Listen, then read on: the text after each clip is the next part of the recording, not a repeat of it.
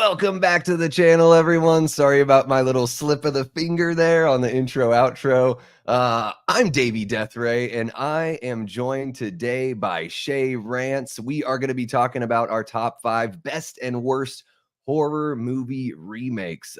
Thanks for reaching out, Shay, and throwing this idea out there. Yeah, I saw you on Flet's Movies and Pop Culture 13 the other week. And really appreciate you reaching out and wanting to put a little something together. How you doing today? I'm doing pretty well. Thanks for having me on. I saw you in Jake's chat not long ago. So I wanted to just see what your channel was, and then I saw that you do similar content, and I just wanted to reach out. Yeah, hell yeah, man, awesome. And you've been doing this. You said you've been doing YouTube for a handful of years, but really focusing on, like the horror stuff for about a year now. Is that right? Yeah, just around a year. Hell yeah. So yeah, guys, you've got, if you're watching on my channel over here, links in the description below. I would imagine they're over there on yours, Shay, unless you change the description yourself. But if you guys haven't subbed over or, checked Shay's channel out, there's a link in the description below. And a couple links for socials for Insta and Twitter as well. And yeah, I mean, this is going to be fun because there's a relatively big age gap between myself and Shay, but he's got tastes that are, all over the spectrum as far as, horror timeline goes. And you guys know, everyone that's coming over here, that's hopping into my lives all the time, like, you guys know I have some blind spots. So I'm not going to be ranking anything that I haven't seen. I don't want to be unfair. Even if a remake's been maligned like for years and years, I'm not going to put it in my list unless it's something that I've seen. So we'll be fair as far as that goes. And yeah, let's say what's up to everyone in the chat here. We've got Chubby Toad, and Chubby Toad looks like they're watching over there on your channel, Shay. Welcome to the chat, Chubby Toad. Yeah, welcome. Cody Snyder, one of our Death Squad mods here on the channel, says 86,000 seconds. Didn't know there was such a thing. Is that how it revealed itself to you on YouTube, Cody? It was like, hey, in 86,000 seconds, the stream's going to start. So you better start counting. What's happening, Necro? How are you doing? Guys, if you don't follow Necro on Insta, he does some really cool thumbnails, really creative shit. What's happening, Lamontre? Great to see ya. Big Rod, how you doing, my guy? One of our great channel members. We've got Gina, otherwise known as my chunky Jordy, another one of our great channel members, and over there on the other side of the pond with you there, Shay. Don't forget to send the like button some love, everyone. Yeah, guys, hit that like. Go ahead and jump on over to the stream on Shay's side and hit the like as well and give him some of those much needed watch hours. And of course, if you haven't subscribed, why not hit the subscribe button? Yeah, absolutely. Yeah, Shay, you're less than about 300 away from hitting 1K, right? Yeah, just around that, I think. Awesome, I haven't checked to that.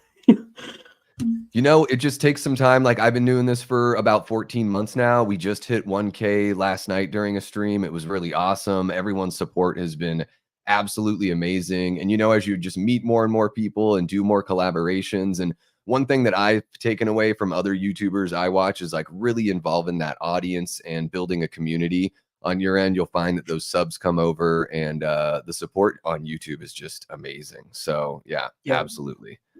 Chubby Toad says you could say -1 is a remake. Yeah, it kind of is. It's sort of like that reboot remake.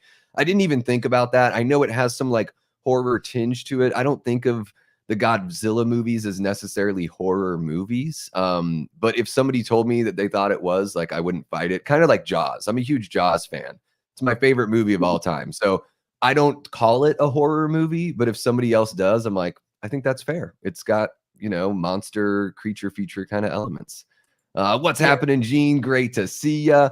We got the guys from Twisted Locker. This must be Curtis. They're out there in Wales. So, another UK folk in the chat here. Thank you so much for showing up, guys. And thank you for the congrats on 1,000 subs. I'll be doing a celebration stream later on, so we can have some fun with that later on today. Gina gifts a membership, and that one goes to Carbonite Dreams. Welcome to the fold, Carbonite Dreams. Hell yeah. And then we've got Chris Schober hopping on over from SheaRants channel. Hey, I just watched Scream 6 today. What did you think of Scream 6?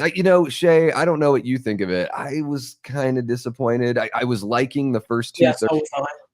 And then the killer reveal just really, all I could think about for the rest of the runtime of the movie is how much bullshit I thought the reveal was. Yeah, I was pretty much the same. I don't like the killer reveals for it. I also just kind of didn't like how Nev wasn't in there. Yeah, I think there's something up with me and Radio Silence. I feel like they sort of like, I give them like a C plus every movie I've seen of theirs.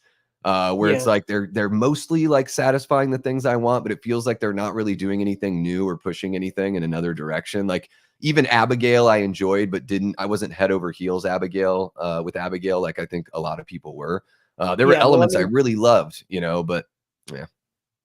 I mean, they spoiled the twist in the trailers, so I don't know what they were doing there. Well, my whole thing is like, I'm cool if you're going to spoil the twist in the trailer, that's fine. But when I sat down in the theater, the first kill doesn't happen until you're like 35 minutes in. And I'm like, okay, so if I already know she's a vampire, like let's get to it. Like let's roll with it. It had some fun elements. I really like the sort of House on Haunted Hill 1999 vibe of like the group of random strangers being stuck in a place together. Like that was pretty cool. I like the gore, kind of reminded me of like From Dusk Till Dawn or Evil Dead. I'm a massive Evil Dead fan, obviously. But yeah, we can save that chat for another time. But Taranga Fry, what's happening? Hopping on over from Insta, one of our Insta followers over there. The worst is what I'm more interested in. Yeah, should we start with we didn't even talk about this, Shay. Do you want to start with the worst or do you want to start with the best? I mean, I'd say maybe start with the worst and go to the best, just so that we get like the bad stuff out there, then we can get to something good. All right, sounds good. Yeah, we can rinse our mouths out with the good stuff at the end. Yeah. Chubby Toad, you just gotta keep it up. It's kind of a grind, and I would just say make sure you're always enjoying what you're doing. If it feels like a pain in the ass, then it's time to switch directions. Cheating on Fatchy Cinema again. How are you doing, Matt? Matt's one of my good friends here on YouTube. Absolutely, yeah. Cheating on you all the time, Matt. But we'll be doing a stream on Monday, so don't worry. Drop a link for the channel. Yeah, Cody, if you can drop a link for Shay's channel, that would be great. Scream 6 killer reveal was kind of weak. Yeah, we won't spoil it. We won't talk about it in depth or anything. We'll get to that, I'm sure. There we go. Now everyone's talking about Scream 6. Favorite horror of the year for Facci? I think mine is still Late Night with the Devil. I had a lot of fun with that one. Yeah, it's not like scary. I was really sucked into it. What's happening, Adrian? All right, cool. So we've said what's up to everyone. We might as well just kind of get going here. We're going to start with the worst. And maybe I can do a little, how about this? Let's see, there we go. Boom, we've got that there. And how about I create a little banner for us? This is how we do it. Totally professional here at the DAVEY DEATHRAY channel. Top 5 worst horror. That way, if people watch this after the fact, they can kind of have an idea of what we're talking about when we're talking about them. So boom, there it is. Top 5 worst horror movie remakes. All right. And yeah, what we can do is we can kind of go through ours. Guys, if you want to get involved in the chat, let us know either what you think about our picks or what you would put as your 5th and 4th and 3rd and 2nd and 1st, all that good stuff. And if you're watching after the fact, thank you so much for watching. Don't forget to click that like button, subscribe over to Shay's channel, subscribe over here if you haven't yet, and let us know what your top 5 best and worst horror movie remakes are in the comments section. So yeah, Shay, you're the guest here. So how about you go ahead and give us your number 5 worst horror movie remake? So just because I watched it recently again, because it was like 15 years old the other day. I rewatched Halloween 2 with Rob Zombie, Rob Zombie's Halloween 2. I just find it very boring at some points. They turn Michael into like a hobo for like 45 minutes. Then they've also just got like I can't remember. Is it like a dream? Because shows up in real life at the end of the movie, but they got like his mum and the horse. Yeah, it's like and in his then head. Yeah. yeah, that's the thing that confused me because it's like, is it in Michael and Laurie's head? Because they do share a connection, so I guess yeah, but I just find it very bad. A lot of like the parts which could have been good in it, they just sort of messed up. For example, like Loomis is just like an asshole in this movie. Yes. Well, he doesn't become an asshole, like he becomes like a lunatic in the later movies, but still, I just didn't really like anything in this movie. Yeah, and it's funny, I'm actually a really big fan of Rob Zombie's Halloween 2. I'm not the biggest fan of his remake. But I'm going to put a poll up for everyone. I think this might be kind of fun to do. Everyone we do to do a poll. So the original one was 1981, right? So 1981, and then Halloween 2 from let's see here, 2009. Yeah, I really enjoy Rob Zombie's Halloween 2, but I totally get what you're saying. It's a movie that takes a lot of chances, right? So it's a movie that he's really swinging big on this one because he finally gets to like kind of make his own Halloween movie and make his own image of Michael and everything. Yeah, I think as the closer that Laurie and Michael get to each other, the more that like Laurie starts to become like Michael. And I think that's what they're saying with her starting to have the visions of Mommy Dearest and the horse. Yeah. And yeah, I mean, Loomis being a jerk, it is one of those things where it's like, I guess it's sort of like a modern take. Like, you know, we were talking about, you had mentioned Dr. Phil before we went live, talking about Scary Movie 4, I think it was. Yeah. And, you know, I think that's kind of what they're doing is like the Dr. Oz, Dr. Phil, like, you know, the person that has like, yeah, they come from like medicine, but then they end up becoming like a celebrity and how it can sort of turn them into like a different person. But I totally get what you're saying. I didn't even think about that one because I guess, you know, technically it is a remake, even though it sort of just also works as like its own sequel as well. So I'm curious. I would not be surprised if the original Halloween 2 just completely dominates this poll. There's 5 votes and it's 100% Halloween 2 from 1981, which is a very beloved sequel for sure. And Chris Schober yeah. Chris Shover says Rob Zombie Halloween hobo scene was kind of boring. And then Gina says, I don't mind Rob Zombie's Halloween 2, but that mask, yeah, it's completely fallen off. It is, yeah, it's one of those things where, you know, you either love it or you hate it, I think, with Rob Zombie's Halloween 2. And I'm a big, like, for me, it's kind of in the middle of my ranking. Like, I really enjoy it, but there's certainly a lot of other movies in the franchise that I enjoy more. What's happening, Ryan? Great to see you. Andrew Stevens, welcome to the chat. Love seeing you in here as well. Andrew's one of our great patrons here at the channel. Gene picks Halloween 2 1981 as well. And that one is crushing the poll with 7 votes at 100% for the original Halloween 2. So we might as well just end that poll right there. And my number 5 worst horror remake, Child's Play 2019. That's my number 5. I know a lot of people enjoy this one. The first time I tried to watch it, I turned it off after the opening scene. I thought that was such bullshit. Right away, right out of the gate, I was like, "Ooh, you really screwed this one up," because they basically, it's almost like a Simpsons did it sort of moment where there's that classic Halloween episode of The Simpsons with the evil Krusty doll. And at the end, they turn it around and realize that there's a switch on the back for evil and good. And it was switched to evil the whole time because you have this disgruntled software programmer, I guess, that basically flips an evil switch on one of the buddy dolls or whatever. And then he jumps out of a window and, like, you know, offs himself, which I thought was completely bizarre. And then, you know, the rest of the movie is like, I do think that I like the idea of having like a technology tinged Chucky doll. It's kind of cool. It's modern. I appreciate that. I like that Andy's a little bit older and they make it a little more complex with him, you know, having maybe he's been getting picked on with his hearing aid and everything. He's having a tough time making friends. I like that angle. But this movie takes a really long time for like the action and the kills to start getting going. It tries to make you sort of sympathize with the buddy doll. Like, oh, he's just looking out for his friend. And then Aubrey Plaza is the mom. Like, I like that in the original, the mom is like not a dummy. I think the mom's kind of dumb in this movie, and she's like just as obsessed with her phone as the kids are with their devices as well. So I feel like sort of absentee mom.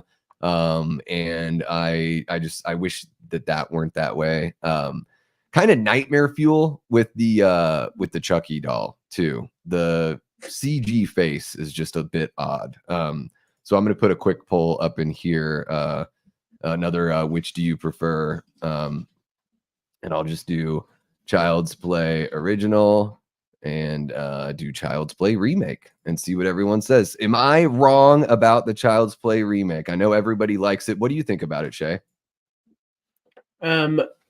Well, spoiler, that's actually my number 4. I don't like it at all.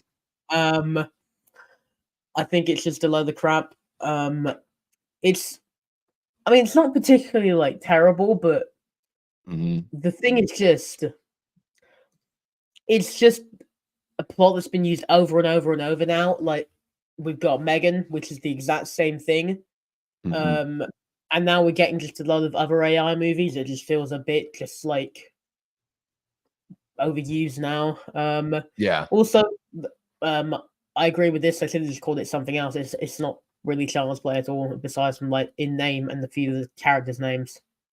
Yeah. I think that's one of those things where like they wanted to use enough of the elements that were so close to Child's Play that you had to call it that. But yeah, I mean, especially when you compare it to the original Child's Play, which is almost like a gritty cop drama with this like voodoo doll kind of element. And the original Child's Play has a totally different feel than any of the other movies in the franchise. I mean, even the sequel, which I love Child's Play too, but it totally feels different. Like Chucky has a lot more personality even in the second film, and you can already sort of see them making that shift away from something that seems relatively grounded. I mean, as grounded as a killer doll movie can be, I would say, with the original. And one of my favorites for sure. Like, I love the original Child's Play. When I was a kid, Chucky was, I wanted the My Buddy doll because of Chucky. So that one was a big one for me. I think I saw that movie the first time when I was like 8 or 9 years old, and it was just very, formative as far as being, becoming a horror fan. So yeah, I mean, Child's Play. So yeah, Child's Play 2019, that's my number 5. And for Shay, that's his number 4. So we did a little cross cancelization there, and we're able to sort of consolidate on that one. And I guess we'll see what the poll's saying so far. 86% out of 7 votes are saying the original versus 14% on the remake. So that's a landslide as well for the original versus the remake. And we got one of our other Death Squad mods in here, Jamie Hart. How you doing, Jamie? Great to see you in the chat. If you're able to, Jamie, if you can share the link or I think, did that already get shared in the chat? I think it may have already gotten shared. The link for Shay's channel. Feel free to share that every once in a while there. And I think Shay, you can do a poll over on your own YouTube tab, but it's okay. I got it. I can take care of the polls and everything. Don't do AI, so never bothered watching. Yeah, I didn't watch it for a really long time, Gina. Well, right here, Jamie says she prefers the remake. That's because when the OG Child's Play came out, I was 15 and it just didn't scare me. Yeah, never been a big fan. I guess that makes sense. Yeah, if the first one doesn't make a big impression on you, then there you go. Yeah, I thought it was kind of a bit slow to get going and all that. Castellar Danielle Garcia brings up a really one that I've heard a lot of, but unfortunately I haven't seen this movie before, so it's not going to show up on my list, but who knows, maybe Shay has it on his. We don't know each other's lists, so we'll just see how it all shakes out, but I've heard great things about that remake. Absolutely. There we go. All right, Taranga Fry with dropping their top 5 worst there. Here we go. Just want to catch up with everyone. We got Dark Room reviews in the house. What's happening? Horror and stuff in the chat as well. Thank you so much for joining us. Just want to make sure we acknowledge these folks as they jump in. And let's see here. So we've gotten your 5 and your 4 and my 5. These are good. Yeah, these are great. Those are both top notch right there. My number 4 worst horror remake is A Nightmare on Elm Street from 2010. This one was a friggin' struggle to get through for me. Yeah. I felt like a lot of the acting was really weak, other than like Kyle Gallner and who's the woman that plays the lead? What's her name? I always forget her name. Everyone says that she like had a terrible time working on the film, but I think her performance is good in the movie. I just think the writing on this film Yeah. is kind of a mess. It's like it's almost like they halfway want to do their own take on Freddy and give it a different perspective. And like maybe he was innocent, but they just got revenge anyways because the mob felt like he was guilty. But then they like pull it all back at the end and they make it even worse Yeah. than the original with like the pictures that they find. They also, so it's like half of like a new vision, half of a direct like shot for shot remake. I feel like there's sort of an identity crisis here. And I kind of, Yeah. I'd rather have them pick a lane. And for me, like the big thing with this movie, with the Nightmare on Elm Street 2010, is while I do think that Jackie Earle Haley is a fantastic actor, I think he's very miscast here. I think the writing for Freddy is really weak. He's not scary to me at all. Like, even though they do the thing with the voice and it seems like maybe on paper the lines seem scary, but it just, to me, Freddy really doesn't work here. And maybe it's the fact that it is a household name actor. Because, you know, Robert wasn't a star when he became Freddy. That's the movie that made him a star. I'd rather see somebody that's like relatively unknown so I can suspend my disbelief and really like get creeped out by Freddy. Yeah. So that's really what doesn't work for me in this movie. I think it's got like a bit of a maybe overly slick look as well. It doesn't have the grit that some of the remakes on my best list have. And yeah, it just really fell short. But I know it has its fans. What do you think of a Nightmare on Elm Street 2010? So for me, I really don't like it. It's somewhere on my list, but it isn't my next one, thankfully. So yeah, pretty much. I don't like how they pretty much just say that Freddy was a kiddie fiddler at the end. That sort of Yeah. ruined it more for me. Mhm. The CGI is terrible. Like, why do you like CG? This is like my issue with like that like prequel to the thing in like 2011 or whenever it was. They used Yeah. CGI when they could have just used practical effects. Well, and they did use They practical did, effects, and then and they then they had them got put rid of them. CG over it, which is like even Yeah, more shameful. That's even worse, you know? yeah, Yeah, and you're right. Some of the things, especially even like Freddy pushing through the wall, like, okay, so they did that practically in yeah, 1984. And if you can't make it look better with CG, then why not just do it the way they did it in 1984? Or yeah. call me crazy, maybe don't put that shot in your movie. Maybe come up with your own kind of shot, you know? Yeah, no, I agree. If you're gonna do a new movie, you should do something different. Mhm. Like as you said, I do like Jackie Earle Haley. Like he's a good actor, but he's not a good Freddy. They could have literally Mhm. gotten anyone else for the role, and it probably would have been better. But at the same Mhm. time, I don't specifically blame him because the script is shit. Sure. So it's not his fault. Yeah. Yeah, not his fault. I would never blame an actor, even if I think they're miscast. It's like, well, that's somebody's job to cast the actors, and it's somebody else's Yeah, job to write everything. So really, he's just there to, you know, put that performance in there. I mean, even the makeup, which is more realistic looking, just doesn't like maybe what we want in our horror movies is something that's not really realistic. Like maybe that's why the yeah, look of you know Freddy is just so much better in the originals is because it's a little more outlandish, you know. Pat brings up a good one here that I didn't even think about. But yeah, the Psycho remake is pretty boring for sure. Bored the hell yeah, out of me. And I'm not even like I love Hitchcock. I would say out of his movies, like Psycho is maybe my third or fourth favorite out of the movies of Hitchcock's that I've seen. I think it's good and everything. I'm glad it exists because it influenced so many other films, but I'm relatively lukewarm on that one. Let's see here. Just want to make sure we're catching up. And welcome to the chat, by the way, Pat. And thank you so much for the channel membership that you gifted to me just last night. Really appreciate you, man. And of course, welcome to Happy Sanjo, one of our great channel members. This guy just keeps on gifting channel memberships and dropping super chats. So really appreciate you for jumping in, Koi. And yeah, guys, Koi just started a channel about a month ago. So if you haven't gone over and given him a sub, go and check his channel out and think about giving him a sub. Let's see here. Big Rod says, I definitely agree with the little to slick comment on A Nightmare on Elm Street 2010. It felt like from the makers of I Know What You Did Last Summer. Yeah, it just felt a little clean, I think. That was, there was the grit of like the, some of the other movies we'll get to here. And then there was the slickness of like, some of these other remakes that just seem a little, I don't know. I don't know if it's made for TV or they're just trying to attract an audience that aren't really horror fans. And then, yeah, Jamie Hart kind of, echoing what we're saying about Jackie Earle Haley being such a good actor. And there's just nothing to really do here for him, unfortunately.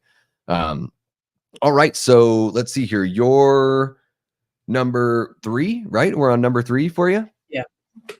So my number 3 is I believe it's 2015 version of Martyrs. It's just pretty much just the same movie, but like in English, and it doesn't really have the same feel as the French version. Like, I'm British. I dog the French every now and then.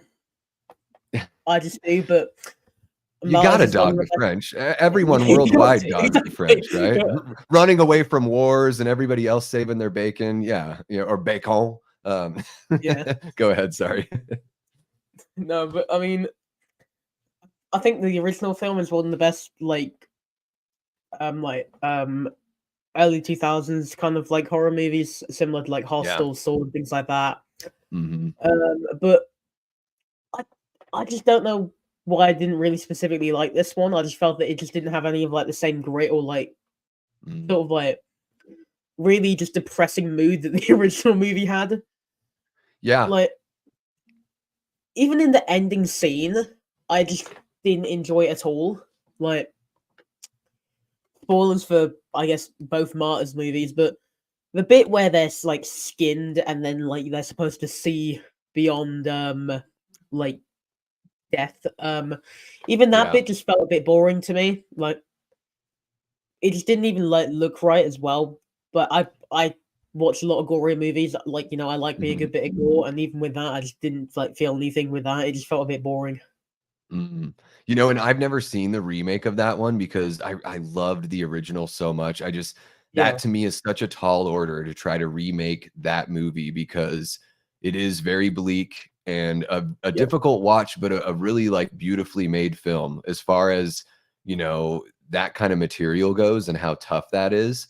I felt like even though they had the extreme gore, I do think that there was something going on with the narrative that was really intriguing with Martyrs.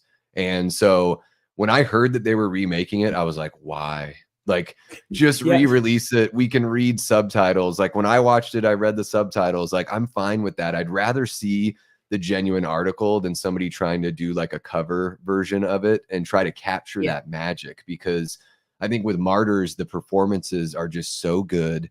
The like the reveal moments, and just it's a movie that kind of jerks you around a little bit, and just you really put yourself in the spot of the main character there.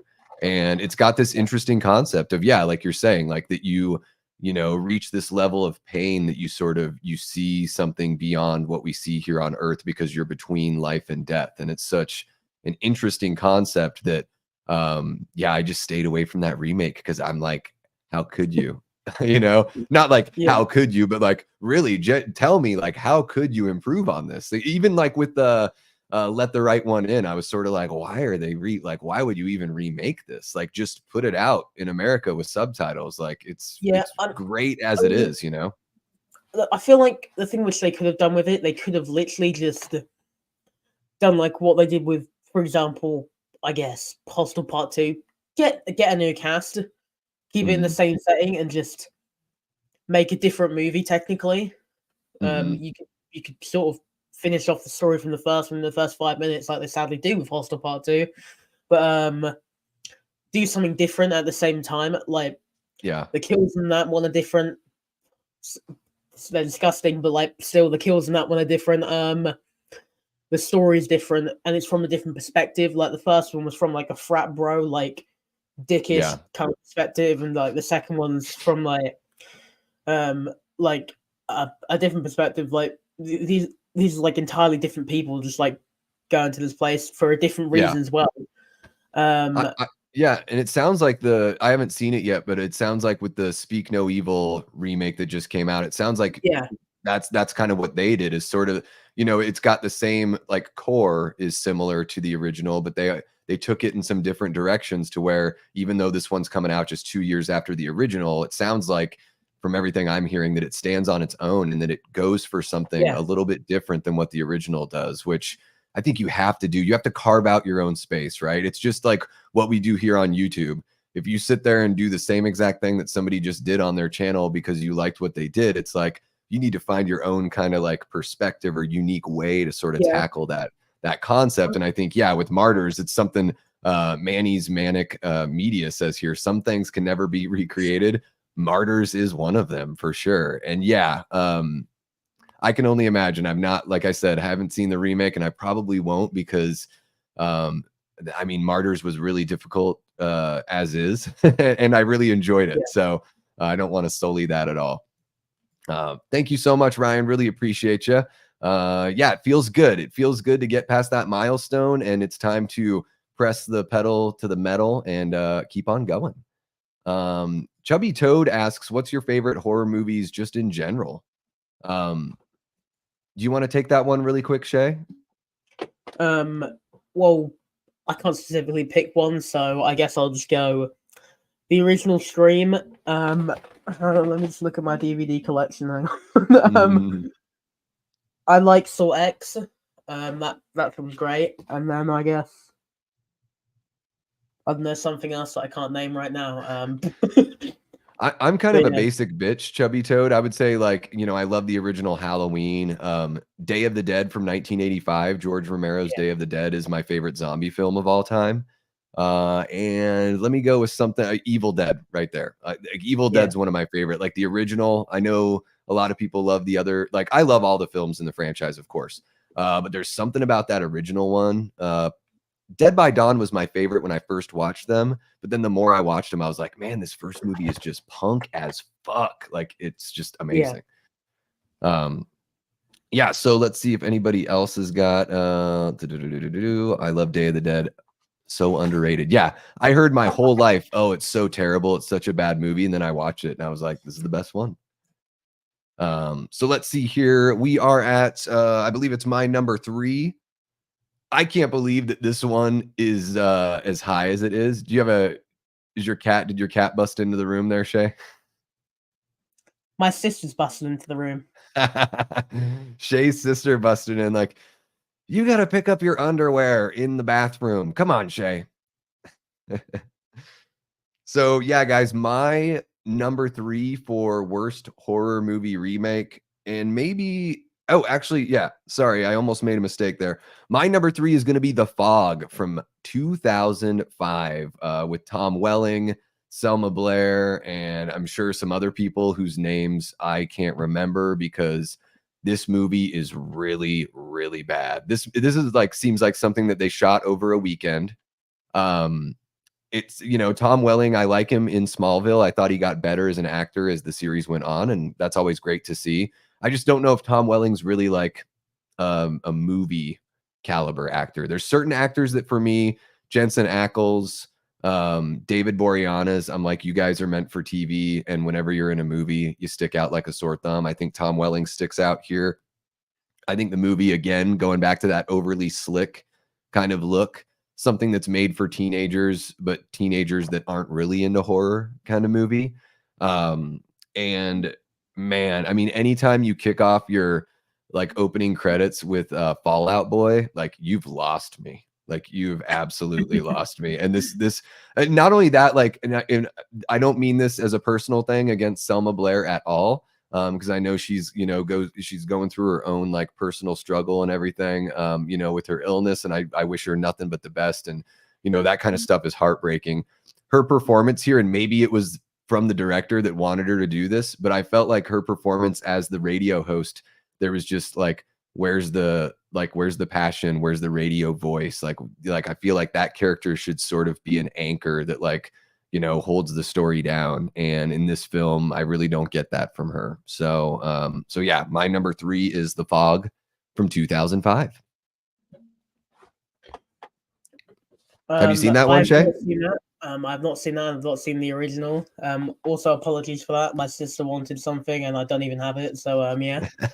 No worries, man. Hey, life happens, and yeah, no worries at all. We're this is just for fun. So yeah, no big deal. Yeah, the original Fog is great. And I guess I've been slacking on the polls. I totally missed it on Martyrs. So let's do, Yeah. I'm just curious, just for the Fog original. I love the original Fog. I mean, and I guess when I say I love it, there's nothing like, when you're talking John Carpenter movies, it's not as wild and zany as his other films. But it has some really good, to me, it's sort of like a really good, like, campfire tale, a really good gateway horror. If you're looking for something that's like, you want to show your nephew or your little brother or something like that, or just some sort of like kind of easy to watch, like spooky movie to put on during the spooky season. The Fog is great. The soundtrack by John Carpenter is awesome. Plus you have like Adrienne Barbeau, Tom Atkins, Jamie Lee Curtis. You've got some great 80s horror actors there. So while the original Fog is nothing that I wouldn't put it in my top 3 John Carpenter films, it's still really good. And this just seems like a phoned in cash grab, Yeah. I don't know. Am I wrong? Let me know in the chat, everybody. Or if you're watching after the fact, let me know in the comment section. We've got 100% for the original out of 4 votes. So yeah, it seems like everyone's on board with loving the original Fog over the remake. And yeah, I mean, I guess that's an easy one. That's just that's an easy one to just skate by. Just like Castellar Danielle Garcia says here, the remake of the Fog is garbage. Yeah, it sucks all joy from life. Absolutely. And then we're on to number 2 for you. Number 2 worst horror movie. So, I mean, let me just. Oh, I've lost it. Oh no, it's right here. So, just for context, I do own this one. So, Rob Zombie's Halloween. I don't like the backstory they try to give him. Like, it's Michael Myers. He's not supposed to have like a backstory. Well, he sort of does, but like, all we know is just he went mad, killed his sister. A few years later, pretty much, he's broken out of a psychiatric ward and he's back to murdering people. That's all we know. Yeah. Mm-hmm. I don't need anything else. I just want to watch a guy kill people when I want to watch a Halloween movie. Yeah. I don't need like Michael murdering a rat and being like shouted at by his like stepdad. Mm-hmm. I don't want to watch that anyway. I don't. But yeah, I like a lot of Rob Zombie's movies. You have to be in a mood to watch a Rob Zombie movie. That's true. I feel like they're just a subgenre in their own, but I don't enjoy this. It's just probably one of like the worst like remakes that I've seen. But at the same time, it's not particularly bad. It's just barely like Halloween. Yeah. They also this killed one. Spy Kids in this movie, which. Oh yeah, no, he gets his ass beat. Yeah. I mean, and he deserves it. Like, let's be honest. Yeah. Like, I mean, the way that Rob Zombie writes his movies, he uses some really difficult language. Yeah. Which I think there's nothing wrong with using it as long as it seems like realistic and properly motivated. Sometimes I think Rob takes it a little bit too far to where it starts to feel a bit absurd. And I'm sure there are people out there that talk like that, but in Rob Zombie's movies, everyone talks like that. It's sort of like, I don't know if you're a Kevin Smith fan, but at some point with Kevin Smith movies, I'm like, every character talks like Kevin Smith. Like, maybe different characters should sort of talk a little bit differently and have like their own kind of voice and their own character. And I feel like that's one of the struggles in a lot of Rob Zombie's work is the script. I mean, visually, he knows how to direct movies. Yeah. He's very successful with music. So he is a very accomplished, successful, artist. And I really appreciate what he does. But I feel like maybe the assignment was a little wrong here for him to do a remake of Halloween. So yeah, I mean, this one, I guess I'll spoil what my last 2 are by saying that this one is not on my worst list. I thought about putting it at number 5, but I felt like that was a little harsh just when I thought about the other ones that are out there that are, that really stumble. Because I do think that, the last 45 minutes of this movie, when it becomes a remake of John Carpenter's classic, I do think there's some things that really work here for me. I don't like. I love Tyler Mane. I don't really like Michael being 6'7" or 6'8". No. I think like one of the things that makes Michael scary to me is the fact that he's like a normal guy that just has some sort of supernatural strength that can't really be explained. I like that about Michael. Like you were saying, I don't need the backstory. I don't need him killing animals like the way that real serial killers start by killing animals and then start killing people. I like the idea that something just woke up in Michael at some point and just told him to do that, and we don't need to know anything else about him. Yeah. But I do think that seeing the Strodes get killed in the remake, I think is one of those things where I'm like, well, that's an interesting, like, we don't get any of the Strodes really in the original other than Daddy Strode saying like, goodbye to, Lori in the morning. And I think that scene in particular, when Michael kills the Strodes, feels very visceral and very real. And I think like that's, I would say, probably my favorite scene in the movie, just because it feels like something that would kind of fit the original a little bit. So yeah. But yeah, I'm one of those freaks. I know you mentioned Halloween 2 already. I like his remakes or the sequel so much more than the remake. The remake's at the bottom of my list right there with Resurrection. So and let's see here. We got Big Rod dropping a $2 super chat. Thank you so much, Big Rod, saying 1,000 subscribers. Congratulations, Davey. Thank you so much, man. Really appreciate you hanging out. I think, Big Rod, you found the channel through Sledgehammer Horror. So now is a great time to just thank all the other collaborators that have had me on their channel, shouted me out, or been guests on the channel over here to bring over great folks like you, Big Rod. So really appreciate the super chat and you being an awesome member of the community here.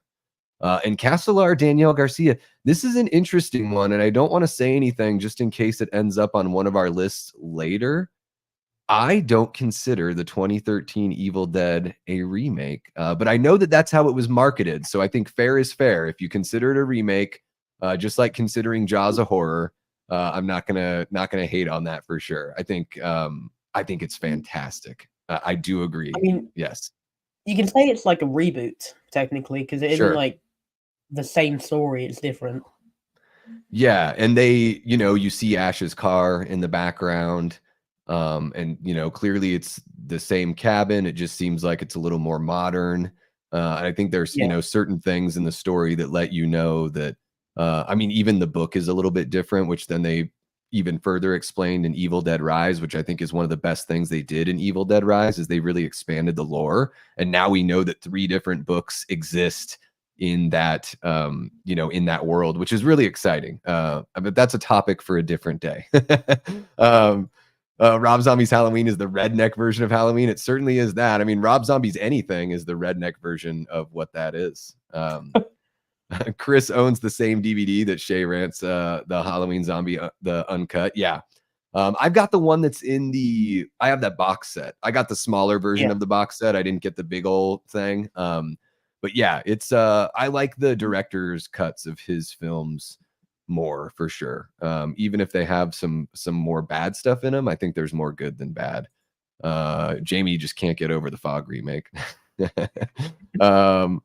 Let's see here. Burnt Offerings. I've never heard of that one, so maybe it does deserve a remake. According to most people, The Grudge is the worst remake. Well, let's see if it ends up on one of our lists. I have seen, you know what? I don't think I've seen the remake of that, so I guess I just gave it away that it won't be on my list. Is that the 2021 or the 2004 one? Because I've seen the 2004 one. Yeah, because I guess they did do a second remake. I guess I was thinking of the Sarah Michelle Gellar one from 2004. I've seen the original, the Japanese. I haven't seen the American remake. And I guess it's kind of tough because the American remake is like a standard narrative kind of movie, right? Whereas the Japanese version is almost like anthology stories about the Grudge. Yeah. Okay. So at least the remake from 2004 is its own movie, right? It's not trying to do the exact same thing as the original. Is that right? I think so. I can't remember. I haven't seen it in like a year. Oh, no worries, no worries. Jamie says Davey Burnt Offerings is very underrated. Betty Davis's last film. All right, Betty Davis creeped the hell out of me in Whatever Happened to Baby Jane. So I'll have to check that one out. Still not watched 2013 Evil Dead, but I've got it in a bag with 499 other physical. Well, I would say, Gina, like, it's really damn good. I hope you have a lot of fun with it. I think Fede Alvarez, really shows that he understands the lore and the subject matter and knows how to deliver something that Sam Raimi would be, really proud of. And I think that's the greatest thing about the Evil Dead franchise. This is the last thing I'll say about Evil Dead. I love that the same producers have been in control of the rights the whole way through. So now, even though Sam Raimi's not making his own Evil Dead movies, Bruce, and Rob Tappert, they're all selecting the writers and the directors of these movies. And so they're handpicking, almost like general managers of a sports team. They're handpicking people that they believe can go out there and win a championship for them. And I think that's very encouraging and something you're not going to see from Friday the 13th or A Nightmare on Elm Street. So very happy that we've got that there. What's happening? We got Darren from the Slaughtered Lamb Movie Podcast. Hell yeah. Welcome into the chat, Darren. Evening, Davey, and fellow Brit dude. There you go. Getting some love there. What can I say? Yeah. Slaughtered Lamb Movie Podcast is a channel I've been watching for years. And Darren and Frank are massive inspirations for, not only just myself as a content creator, but so many others out there. Really love what they do with their best and worst series, a really creative way of reviewing movies in a way that's just all their own. So that's really cool. And actually, Darren, I went over to your guys' channel and I was like, I just want to make sure that they haven't literally done this exact same topic. And I couldn't find it. So hopefully you guys haven't. But welcome to the chat and thanks for hanging out with us. Let's see here. All right. So moving on to... so that was your number 2, Rob Zombie's Halloween from 2007. All right. That's one I saw in the theater, and the girl I was dating at the time, started crying. That's how much she didn't enjoy that movie. I felt so bad. I felt like a jerk. But yeah, man, it's brutal. It's really tough. And I would imagine if you're a young woman watching that movie in the theater, it's a much different experience than being a young man watching that movie in the theater. So my number 2 is, man, and this one, it's really close with my number 1 and number 2. My number 2 is Black Christmas from 2019. Fuck this movie. This movie is a remake in name only. And the fact that it's sorority girls on a college campus during Christmas. But really, they should have called it, I think I've heard Dave McRae say this before and probably other YouTubers, they should have called it something like Slay Girls, but like SLAY or something like that. It should have just been its own story. It doesn't take anything from Black Christmas. It doesn't take anything that's uniquely Black Christmas. There's no Billy. There's no slasher element even. This movie is not a slasher. It's like a cult kind of movie. We were talking... I think earlier before we hopped on the stream, Shay, talking about, being able to make a political point in a way that's creative and where you use the story and you do it in a clever manner that, where people can see the point that you're trying to make, but you're not smacking them in the head. And this movie is a movie that really smacks you in the head, grabs you by the shoulders and shakes you and is like, don't you get the point of our movie that like men are bad? And it's just sort of like, it seems so just basic and flat and like that they don't really have anything to say, so they're just trying to hop on like the trend of what was in the news at the time. And there's a couple performances here that are okay. I really don't understand all the black goo and the fraternity cult aspect of it. Like, really doesn't make any sense to me. And this movie, my wife and I watched it, she hated it. We would sit there and pause and like just so we could like rip it apart and then start again. So this is a movie that I'll probably only watch this movie ever again as like a watch party to do like a Mystery Science Theater, like make fun of it and tear it apart, because this one's really, really rough. What do you think of this one, Shay? So I think I've only seen this once. I don't particularly remember it. I don't actually own the original Black Christmas, but I own a like a rental copy of, I believe, a 2015 one. Was there a 2015 one or something around that time? There was an 06 version. Yeah, it must have been that one. And I've seen that one as well. I don't like this one at all. I agree with what you were saying, and it also goes back to what we were saying earlier. If you're gonna have a political point in the movie, you should have like a reason for it and not just shove it in there. Mm-hmm. At least be clever with it. Like, I totally get what they're trying to say. And I mean, it's true that terrible things happen on college campuses, terrible things happen on high school campuses, terrible things happen in churches of all faiths. And anywhere where there's a power structure, there's going to be people that abuse it, because within any group that you have good people and bad people. It's just the way it is, right? And it felt like this movie was trying to make oh, no, no, no. This is the way it is every single time. And this is the way that every man is at this age. And I felt like that was just a little just on the nose, I think, for me. Yeah. And yeah, I think a lot of people kind of, maligned the 06 Black Christmas when it came out. And they were like, oh, this is so terrible. And it's really interesting to see how, this 2019 version was so bad that the way that now people look back on Black Christmas 06 is completely different. Like people look back on that way more fondly now, because it actually does feel like a tried and true remake, a little bit of a requel with the 06 one. But yeah, I think the original Black Christmas, for me, every time I rewatch it around the Christmas season, I enjoy it more and more. And I think I see its influence in so many movies and slashers, not just Halloween.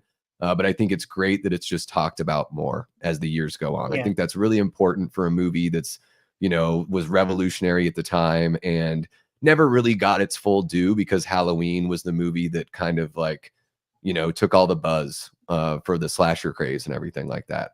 And it's really awesome too that not only did Bob Clark, direct Black Christmas, and I think he wrote the story for it as well, but then he turns around and does A Christmas Story, almost 10 years later. And so he has two of these classic Christmas movies that couldn't be more different than one another, really couldn't look more different. So it's really cool to see a director that understands, like, hey, depending on the genre, I'm going to shoot a film differently. I'm going to approach the work differently. And that's a true artist right there. And not only did he do two great Christmas movies, but he also directed Porky's.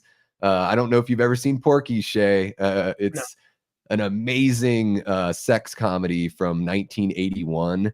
I think it's one of the best like teen comedies of all time. It's hilarious. And so it's really cool that Bob Clark's career was just kind of all over the map, but so much success no matter what he tried to do. So shame on you, Black Christmas 2019, for sullying the good name of Black Christmas.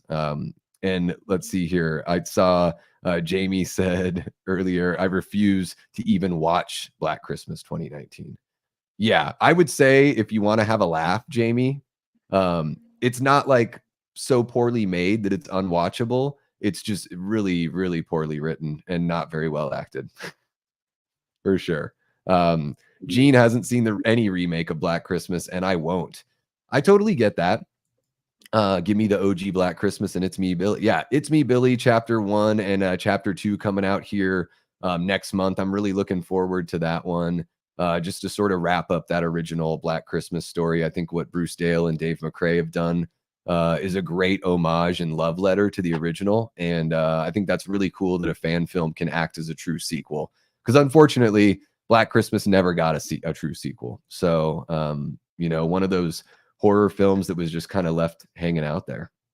Let's see here. Just want to make sure I'm not missing anything. Okay, looks like we're all caught up. Oh yeah, the mom scenes and the Agnes stuff and in 06. Yeah, there's certain things in 06 that doesn't work as well as others. And I'm going to close this poll just with 4 votes, but 75% of folks say that Black Christmas 06 is better than 2019. That's pretty good consensus there. And yeah, moving on to your number 1 worst horror movie remake. What you got, Shay? Well, just because you did actually mention it beforehand, I actually have an honorable mention for just before it's not my mic, apology. No worries, man. Before I get to my number 1, I just have to say honorable mention to the new Crow movie. That sucks. And that's pretty much all I have to say. There you go. But yeah, no. So number 1 worst horror remake in my opinion is the Nightmare remake. it's a pile of shit, and I hate it so much. From the CGI to the fact that they make Freddy a kiddie fiddler to Mm-hmm. just the terrible writing in general. Like, the opening was cool. Why don't you make fictional including that? Like, you know, you can do other Yeah. stuff. You don't just need to just like remake the entire thing. Like, I thought the opening was probably the best part of the movie, and then the rest of it's just like kind of boring. Like, as you said, they had like that part where it like looks like Freddy might be innocent, then they just completely go back on that. But you could technically still have that with the actual original one, because they didn't really say any of that in the original one. I mean, they said he was a murderer, but they didn't really see any like evidence. But like, still, yeah, because they make it sound like it was some sort of like filing error or some sort of mistake in court that got him off in the original. So they do allude to the fact that like, oh, he was guilty. It was just a technicality that got him off, right? I think that's what the mom says, but she's drunk all the time. So what the hell? You know? That's true. Yeah. The worst parents in the Nightmare on Elm Street series, all of them are drunks. Yeah. I mean, even if they wanted to do like a requel, they could have done that, but I don't really, even now, I don't see how they do that with a Nightmare on Elm Street, because technically they already did that with like some of the sequels where they brought Nancy back, but they had new characters in there as well. They technically already did that like 30 years ago, so I don't know how they do that now and try and make it original. Like, but just talking about the like remake, I own every Nightmare. This is the thing. There it is. Yeah, there it is. With you. It's all the way down there. I'm not getting up and reading for it, but I own every Nightmare movie. I've got like the collection of it, except that one, and I'm never going to buy it. Yeah. Just because I hate it so much. Yeah. I had a really tough time. Like with this one, it's another one like the Child's Play remake where I tried to watch it years ago. And even though like the first scene is probably the best scene looking back, that actor that they chose, like Pretty Boy McGee, whatever that guy's name is, like I say this all the time on my channel. I don't like, if you're pretty, that's great, but please be able to act as well. And so I see in a lot of these movies, they hire people that are like good looking, but can't act. And I think that the guy in the beginning of this is not the best, doesn't put in the best performance there. But I agree with you that the concept, like the way they started the movie was really interesting. And yeah, you know, this movie, it does just kind of have an identity crisis, like either be a requel reboot or be a straight up remake. Like stop playing around and pick your lane. And honestly, like I do think like making Freddy innocent would have been, it would have, even if you kept everything else the same in this movie, if you at least made him innocent, like that would make it to where people wouldn't be as vitriolic when they talk about this film.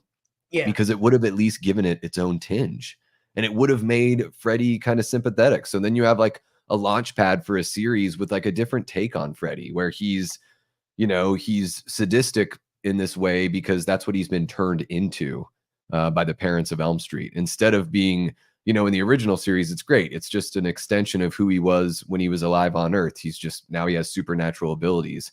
Whereas you can make him sort of that tragic villain in a reboot series if you did have him really be innocent. And I think it would be very like apropos for the time that we're living in now, because nowadays, as soon as an allegation comes out, people just assume that something is 100% true. And then we find out that like, and then maybe we find out like years later, like, oh shit, it's not really as clear as we thought it was when the news broke. I'm not talking about anyone in specific, but I've certainly seen it go that way a couple of times when something comes out about somebody. So I think it would have been an interesting examination of kind of mob mentality and you know, the way that how like regular people can turn into monsters, you know, and create monsters. I would love to see that, but I mean, surprisingly with like this movie, this was my first Nightmare movie. I remember I watched it when I was like 10 on Netflix in like Spain, and even then I didn't like it. So that just kind of shows you that your movie's kind of bad when someone who knows nothing about movies at the time even thinks it's bad. Yeah. Yeah, I hear you, because I was about that age when I started getting into horror, and I would pretty much, I would watch anything. And when Yeah, I was about that age, you saw everything on TV, so things were like, they were cut for television and everything. yeah, So yeah, it was a little bit easier to kind of get that gateway experience, even if you're watching Friday the 13th or A Nightmare on Elm Street. But yeah, I think I was in like 5th grade, so I was about 11 or 12 when Freddy's Dead came out. And I yeah, enjoyed it as a kid just because it was all brand new to me. But yeah, I mean, obviously Freddy's Dead is not a great film, but when you're that age, that version of Freddy kind of works because at that point he was sort of like geared towards kids. yeah, Whereas, yeah, the remake of A Nightmare on Elm Street is just, I mean, it's dark, literally dark. It's poorly lit, bad CG, just doesn't know what kind of movie it wants to be. And I mean, more power to the folks that enjoy it. I know that Brett Man over at Good Real Hunting really loves the Nightmare on Elm Street remake. I don't see what he's seeing, and it's a movie I'll never watch again unless I'm doing like a watch party for a request or to make fun of it with somebody like you, Shay. Maybe we could do that sometime. yeah, Just man. I take our I would bottom be down with worst remakes and just eviscerate them on a live stream. that. That's a great idea. And Jamie says, I try to give every movie a fair shot. Most of the time, I can find something I like about most movies, even bad ones. But the Nightmare remake left me speechless because it was so bad. That's really well put. It's almost like, what can you say? You know, I don't shut movies off very often, but it took me 2 tries to watch that in its full. Yeah, And we got Sub Zero in the chat. What's happening, Zub? How you doing? And Gina's still got A Nightmare on Elm Street 2010 recorded. Delete it and save yourself the space, Gina. fair enough. That's probably the best thing to do. There you go. And yeah, and it's I guess another thing just to drive your point home, Shay, we haven't seen Freddy since then, other than in fan films. So that kind of Yeah, speaks volumes right there. There's multiple reasons why these characters don't make it back. But this movie really kind of killed the franchise for a bit. And the best version of Freddy that I've seen in a really long time was Dave McRae's portrayal in Dylan's New Nightmare. So, yeah. I would love to see Freddy make a comeback. I think there's an actor out there, Jared Bankins, who I really like. I have a video on my channel that sort of outlines why I think he would be great. He was in the Twisted Metal TV series. He's in a movie called Off Ramp that just came out, and he's just got this look and ability as a performer that I think would be great for Freddy's personality. And he's not a household name, which I know everyone wants Bill Skarsgård. But guys, Bill Skarsgård can't be in every movie. We can't do that. And Mike Flanagan, God bless him, can't direct every movie. So we need to start looking out for some people that, have great talent that maybe are looking for an opportunity to I prove that mean, they could be in the caliber of somebody like Flanagan. I mean, I'd say the guy who made Evil Dead Rise, Lee Cronin, would be a good pick. Mm-hmm. Yeah. Yeah, Lee Cronin's a great director. I think Demian Rugna, who did When Evil Lurks, like I'd like to see him tackle one of Yeah, these franchises, or maybe even, I mean, When Evil Lurks is sort of similar to Evil Dead. The way that I described it when I would tell people about it is I'm like, it's like if Christopher Nolan did an Evil Dead film, because it has that like real yeah. world kind of grounding feel to it. But yeah, somebody like that's just got a skill with the camera. Like we need to think about how skilled Wes Craven was, not only as a storyteller, but also visually. You need to find somebody that's sort of in that same caliber. You can't just, hire someone willy-nilly. We just want to, you got to make sure that it's appropriate, that you're finding the right people, And yeah, Jamie, Birdie loves the remake. Yeah. Yeah, he sure does. He's kicked me out of streams jokingly kicked me out of streams for talking bad about it. He brings me right back in. No big deal. No big deal. Sounds like Chris has got a question. Do you think that the Halloween TV series is still going to happen? And what's your thoughts on the show? It sounds like they're going to do it. I fully believe in Malik Akkad. When he says something's going to happen, he's the one rights holder and producer that I absolutely trust. I got to meet Malik at H45 last year. He loves the fans, and he is a gentleman and a party animal that was engaging with the fans, going up to people, starting conversations with groups of fans, and having a really good time. And I fully believe that he's going to do a TV series, and I fully believe that they're going to continue the movies here. Probably in a few years, we'll probably get a new Michael Myers film. I'd like to see an anthology series where each season is a different legacy continuation of one of the loose ends in the great Halloween timeline that's Choose Your Own Adventure. But they're probably going to do something that's a little more bankable. However, Chris, really quick, I have zero faith that the Crystal Lake TV show, I highly doubt it's even going to happen at this point, and I have zero faith that it's going to be anything worthwhile because they've scrapped everything they were working on with Brian Fuller, and they've restarted with their new executive producer, which I think is very concerning. That's my thoughts on that. I don't know if you have any thoughts on that, Shay. Feel free to chime in. I talk a lot, man. Don't worry, I talk a lot as well. So, for me, you rant. Yes, it's in the name. It just happens sometimes. But for me, I think it is still going to happen. But I have an issue with the whole like thing, where they announced like, why a cinematic universe? Are we going to have different killers?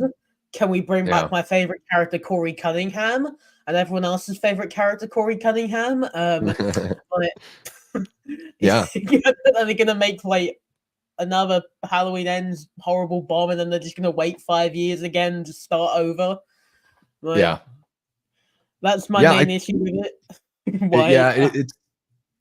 It's going to be interesting just to see how they approach it. You know, I hope the TV series isn't really about Michael, and I hope it's not about Loomis.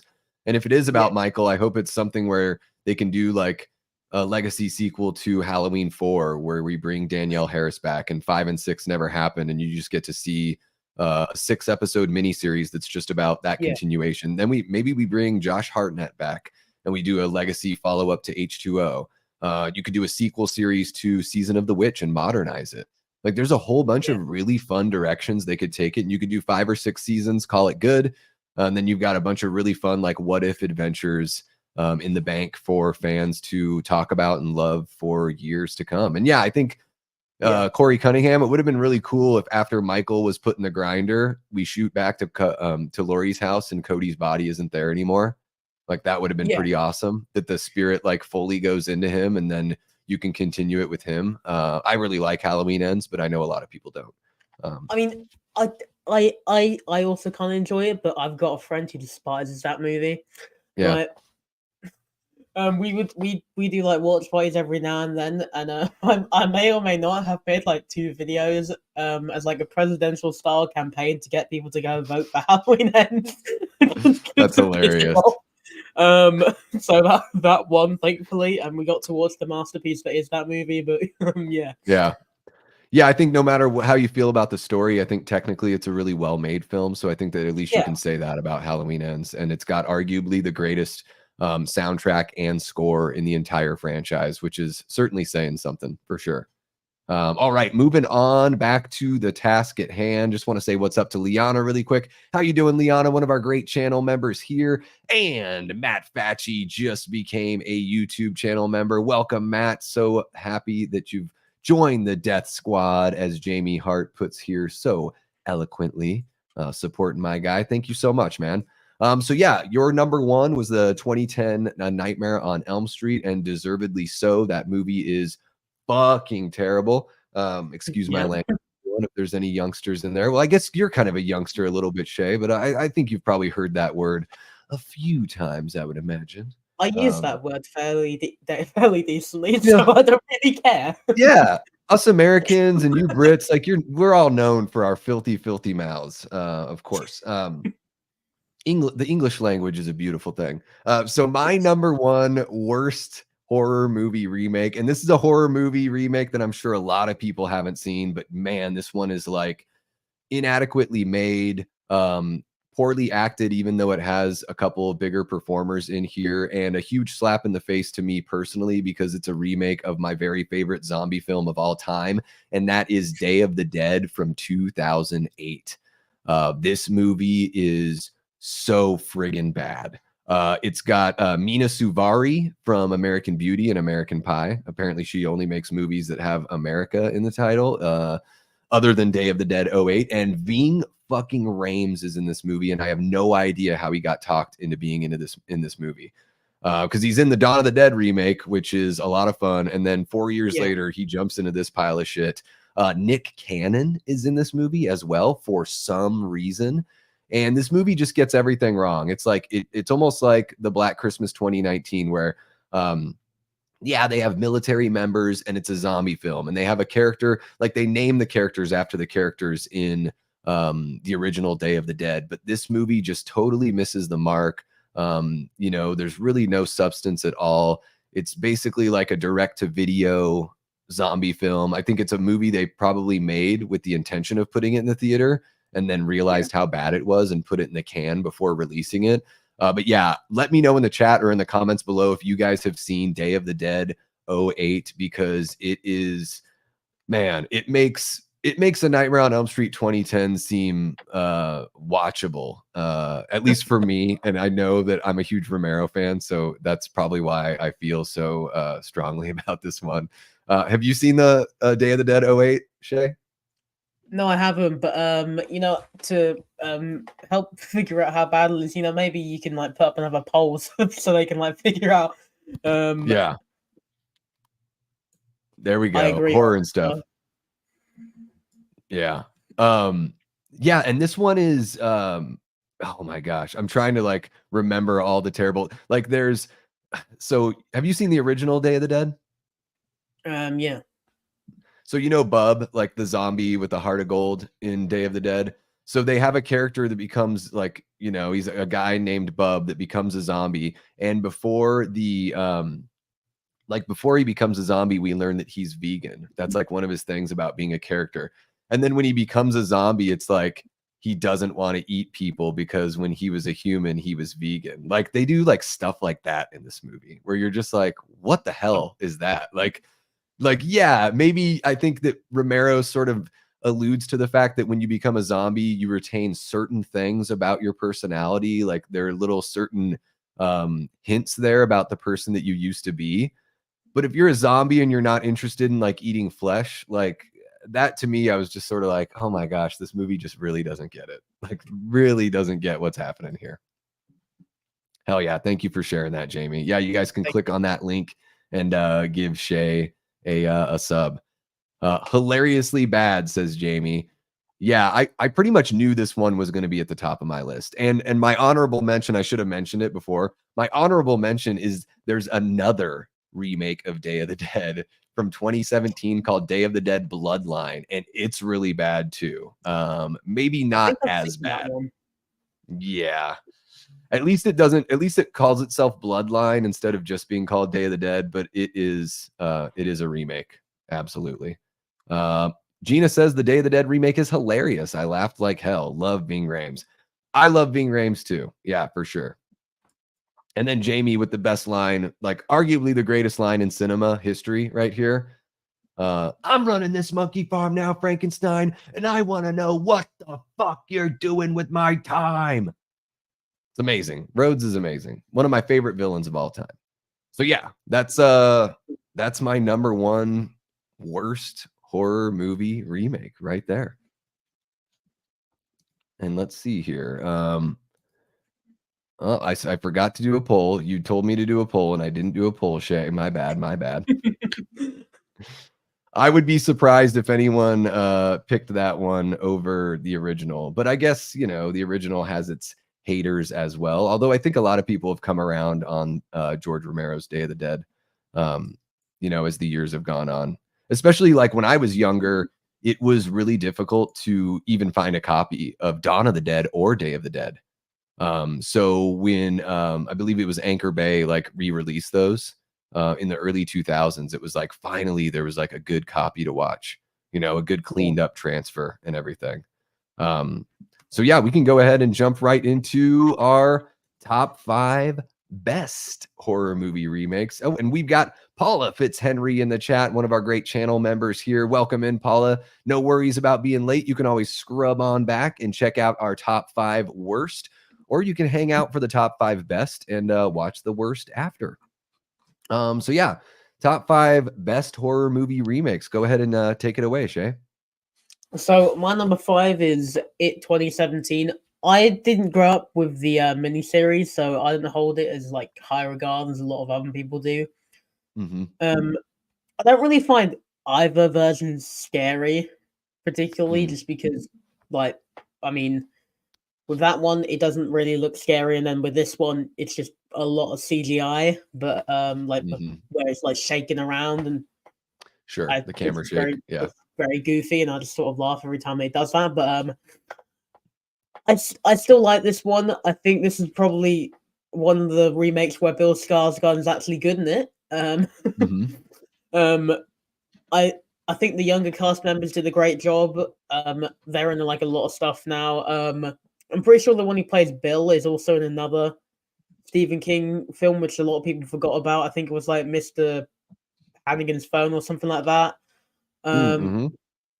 I think I watched that. I can't remember that, but um, and I do enjoy this a lot. Like, it's got some pretty good kills. Like, the opening scene of this one is so good.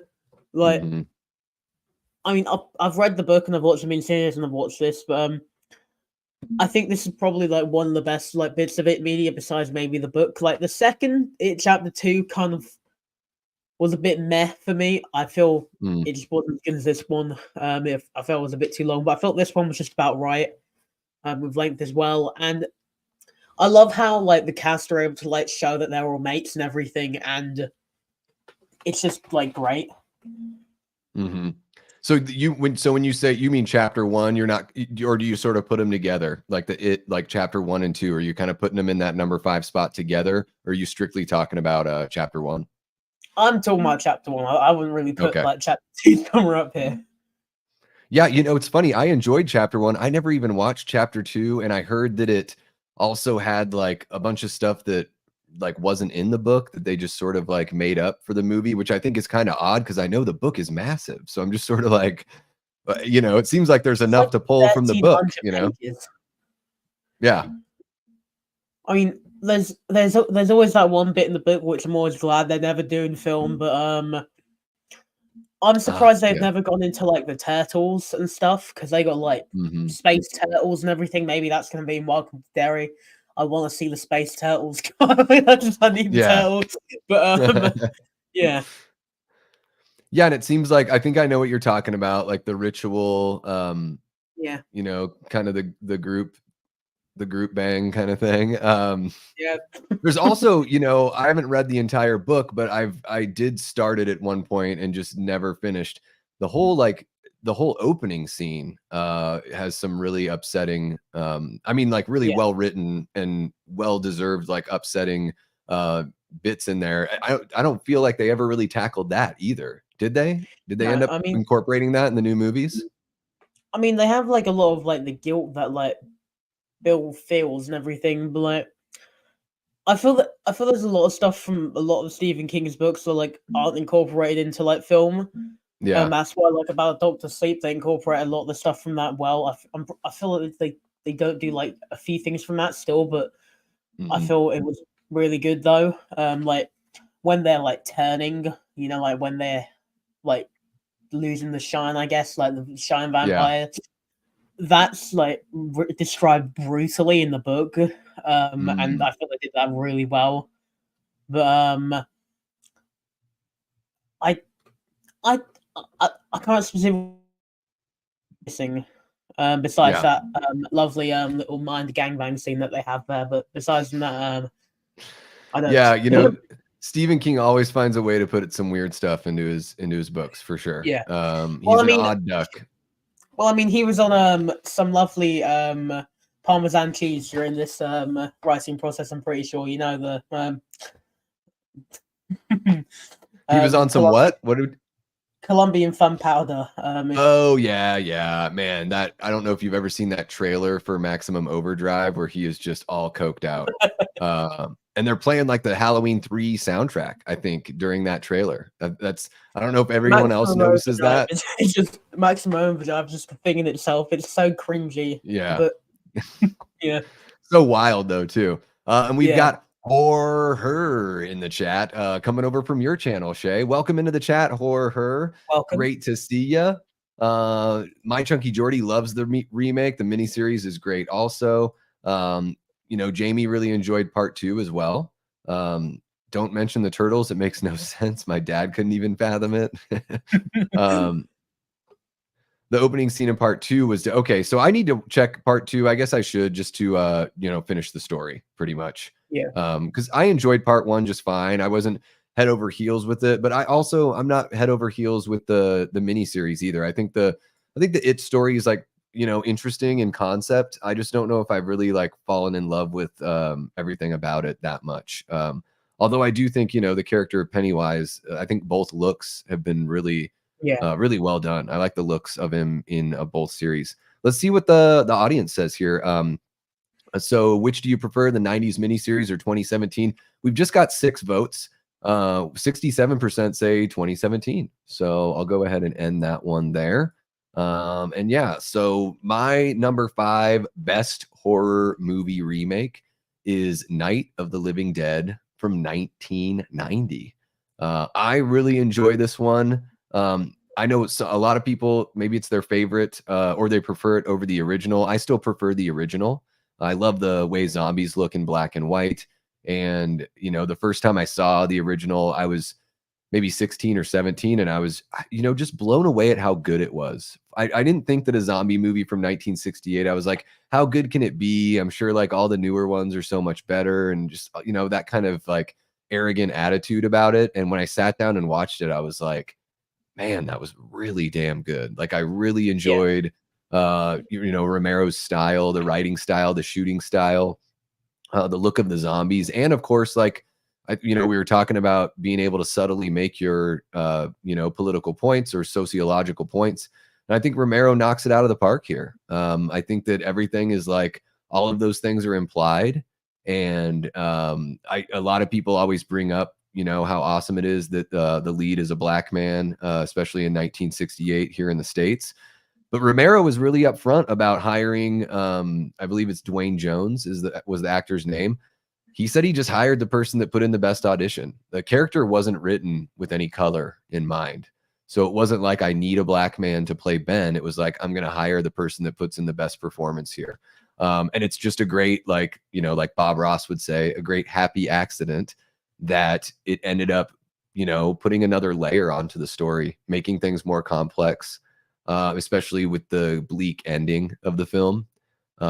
Really kind of puts a whole different tone. And, you know, Romero was kind of well known for, you know, not having the happiest of endings, or at least sort of leaving the endings in the air.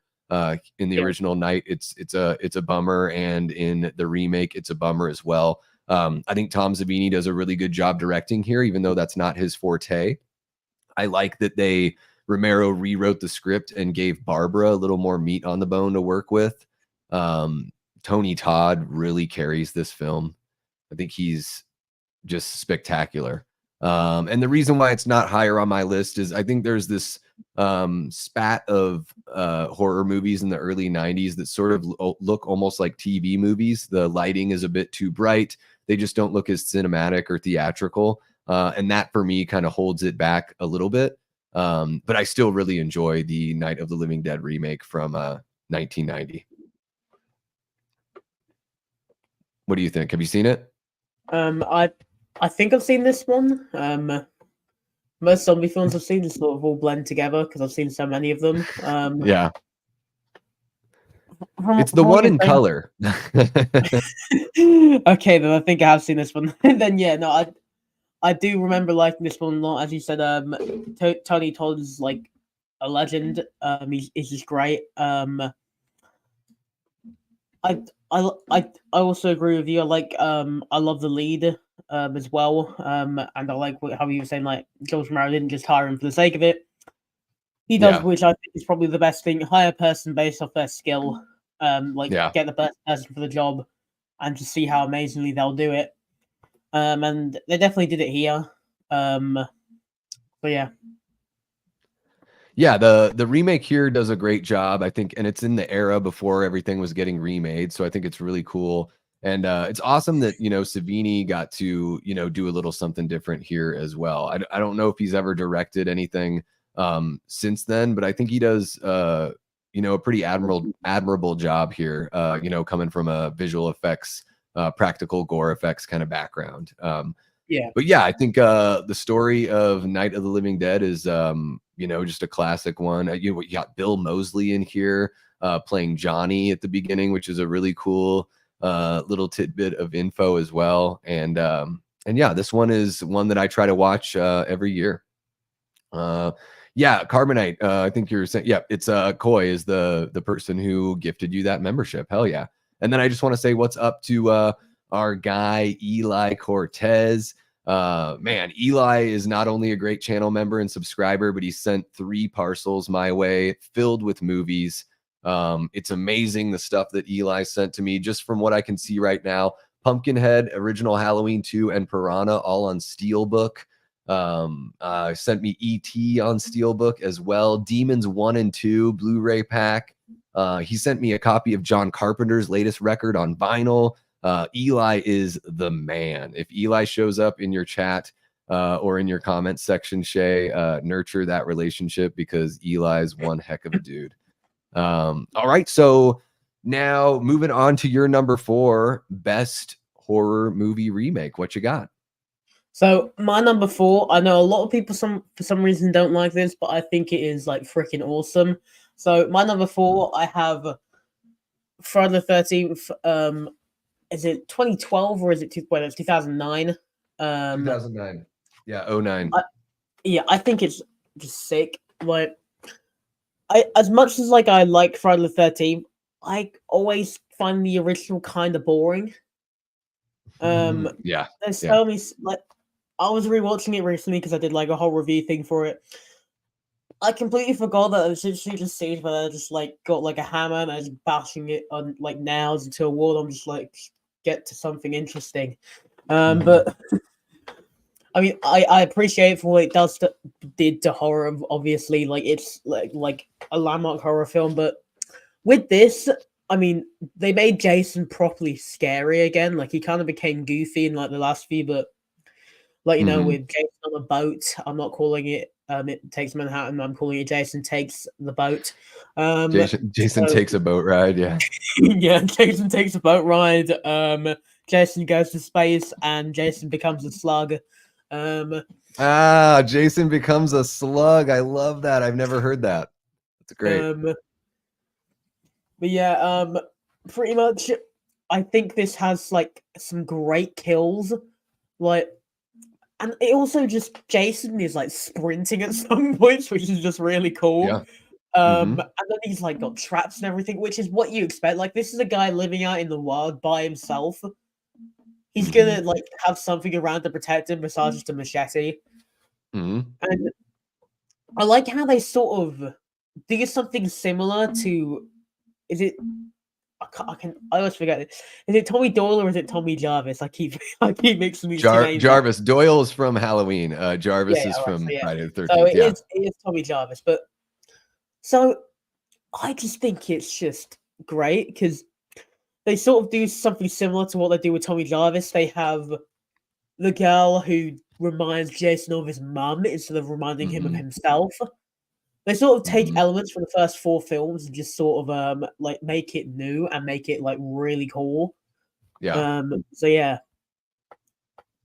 Yeah, the I saw this come in really quick. 1990 Night of the Living Dead work print is available on Internet Archive if you don't know. That's great. I mean, I've got it on, I think just DVD is what I have it on, which is my wife's favorite version of physical media. But that's cool to be able to check out a work print of that. Let's see here.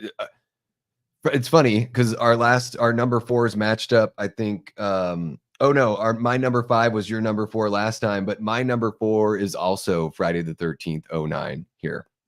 I love this movie. And when people came out and were detracting from it and the critics were saying like, it's just a bunch of hot, annoying people getting killed by this slasher, I was like, have you seen these movies? Like, yes, they gave us everything. Like, so that's just like, Friday the 13th. It's just hot, annoying people like skinny dipping and getting like stabbed by Jason. That's about it. I love it. It's like you went to McDonald's and you got pissed off that they gave you McDonald's. Like, shut the hell Yeah, up. Like you're going to Friday the 13th movie. Like, embrace what you know what you're going there for. So don't trick yourselves and think that you're gonna get something that's supposed to be like highbrow or something that it's not supposed to be. I felt like, yeah, like you said, the compression of the first 4 films is done really well. Um, the Derek Mears is amazing, one of my favorite Jason yeah, performances, and it's a damn shame that we didn't get at least one more movie with him.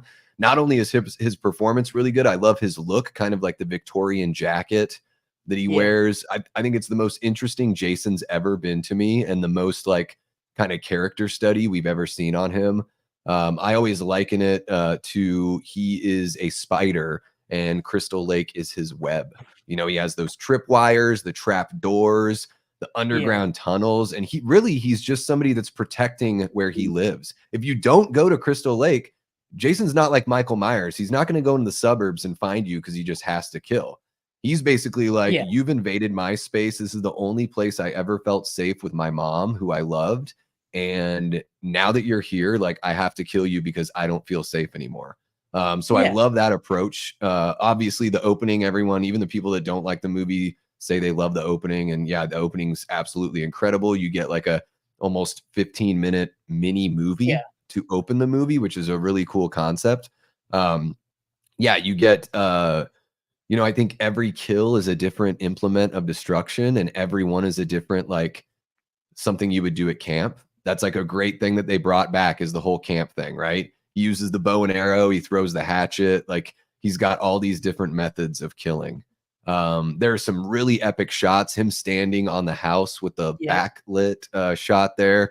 There's a really cool inventive piece there where he like stabs I think he's using like a poker from like a fireplace. He stabs the cop and it goes through the door, and the camera yeah. moves like through the door as well, which is a beautiful, like that's something And that's a when great, it goes through the floorboards as well. yeah, going through the floorboards at the beginning, really like visceral and scary. Marcus Nispel, who directed this one, also did TCM 03.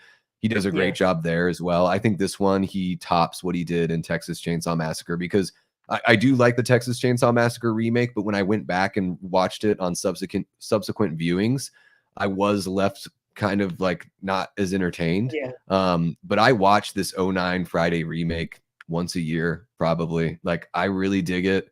I think Amanda Rigetti actually has a really good performance here. Danielle Panabaker as yeah, well, for being actresses that could just phone it in if they wanted to, and I think they do a great job. I think it's Travis Van Winkle, the guy that plays Trent, who everyone hates. That's a good thing. You hate him because he does such a good job. Like, that's yeah. why you hate him. It's great. Another thing as well, Trent was in Transformers, so technically, if you think Yeah. about it, Jason and Optimus Prime are in the same universe, and I love It's that. wild. Yeah. Yeah. Michael Bay put him together. He's like, I'm not going to give this guy a last name so he can technically be in both movies. Yeah. Yeah, Yeah. It's really cool. And so this movie has like kind of everything. If you're a Friday the 13th fan, it's got everything you're looking for.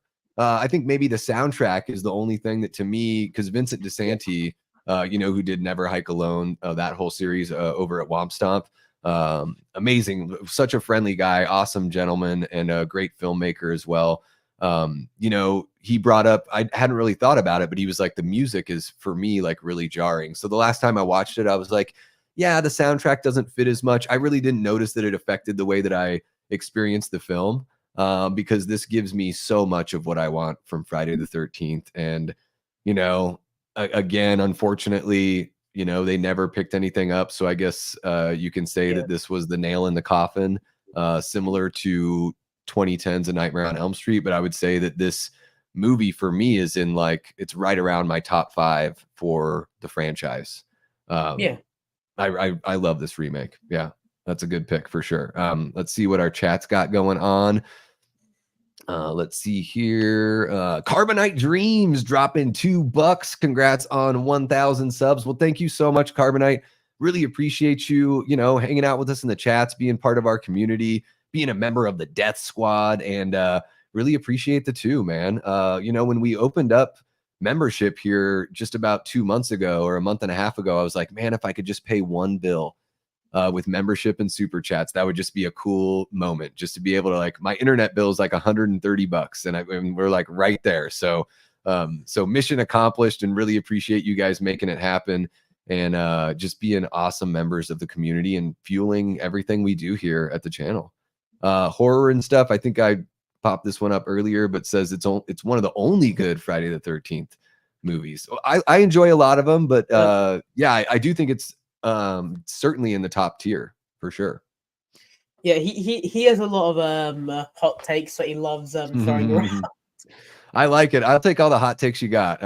You know, I know we're sort of just getting to know each other here, Shay, but I love, like, I find it fascinating, the different opinions that we have about the movies and music and all the art that we take in. There's a lot of serious things that people have differing opinions on, and sometimes those things can drive people apart. So I like to think that when we come and hang out here on YouTube and hang out in the chat, that we can sort of let that stuff go, and we can focus on the things that we have in common, which is our love for film, our love for horror, and our differing opinions should just be something that's gives us new perspective. And maybe the next time you watch one of these movies, you feel a little bit differently. It's kind of cool to see just how we can be there for one another and share our opinions.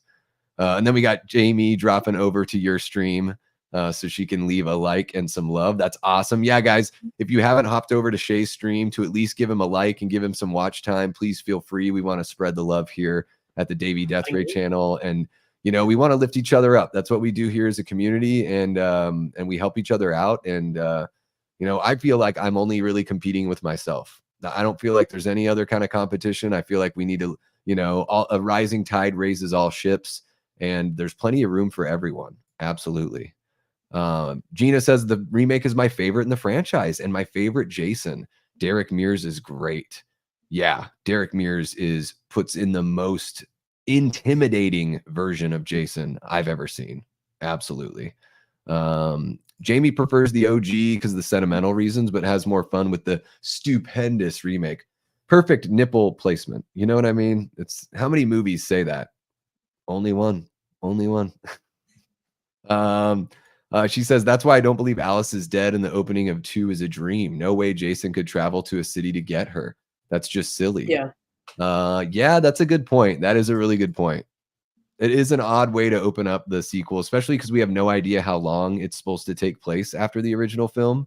The Friday the 3rd, hopefully if they ever do the TV series, they can kind of clean up the timeline a little bit and make it make sense, because he's a kid in the first one and then he's a grown man in the second one. So voted for the OG, don't like the remake. Every character is bad. Jason has a hostage. Yeah. Well, he has a hostage because he's conflicted. He's like, yeah, is this my mom? Like, she looks, because obviously Jason's, mentally diminished and everything. And I think they handle that. They handle it really well in this one, for sure. But yeah, let's take a look at the poll. Thank you for reminding me, Gene. 12 votes, and the remake is winning 58% to 42%. I'll leave it open as we go through the rest of the chats here. Trent is my guy, my kind of guy. That's hilarious. Yeah, sometimes chicks dig it. Sometimes chicks dig an asshole. It just all depends on how you go about it. Can't find how to auto renew my membership. Got gifted before. Yeah, I think so, Gina. If you're on your phone, I think you have to follow a link. So I have a link in the description below, and I think you have to follow that link, and you can set up the auto renew. Or if you're on a computer, it may be a little bit easier to set that up. The hot take from horror and stuff. Here you go, Shay. Hot take is there are only 4 decent Friday the 13th movies, but of those, only 2 I would consider good movies. Not a fan. Okay. I mean, I think my top 3 are like Jason Lives, The Final Chapter, and Part 2, and I think those are all really solid. Yeah. But again, it's just opinions on art, and it's all about taste, Awesome. Thank you, Big Rod, for going over and liking and subbing at SheaRants. We want to see him get that little bump in a sub count when he hops off the stream here. Yes, Big Rod, the continuity is awful. You do have to just shut off the brain. Exactly. And I think with horror in general, you kind of have to do that. And I think that's just one of those things as fans, we kind of accept that with horror. Yeah. There you go. Jamie's dropping in the info on how to renew that membership. I just watched my internet Eric here today, and he thinks about 6 months from the end of the OG. Okay, gotcha. About 6 months. Okay, so how does Jason become a grown man? All right, cool. Moving on to your number 3, Shay. Number 3 best horror remake. So, before I just well, I haven't seen the original of this, but I just like this movie a lot, and I know it is a remake, obviously. But so we got John Carpenter's The Thing. It's phenomenal. It's probably like one of my favorite horror movies that there is. If not one of like the best horror movies out there. We just ignore the prequel. We just forget about it. We don't need to talk about it. So what's really odd, real quick, I'll let you continue, of course, but what's really odd about the prequel is they set everything up to make it look just like it looks, in the 1982 film when they go and visit that outpost.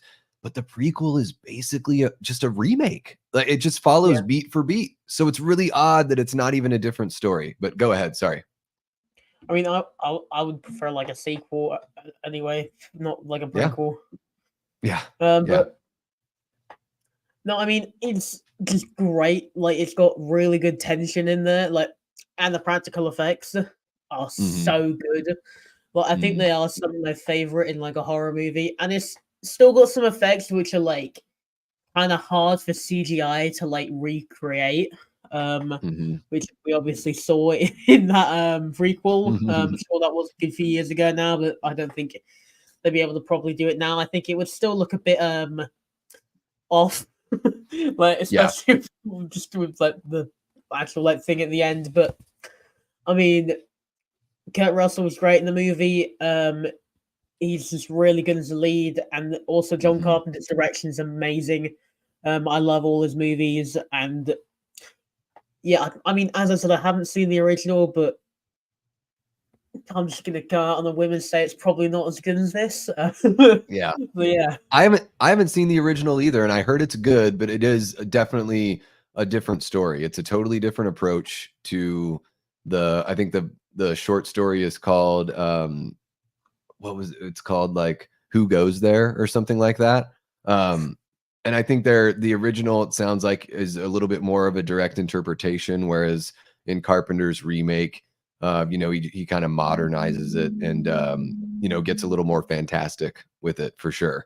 That one's showing up here later, so I don't want to say too much because I'll definitely dive into that one when it shows up on my list. But I think that's amazing. Yeah, I mean, that's a great pick. It's I think arguably, like, I love Halloween to death. It's my favorite slasher series. Michael Myers is my boy.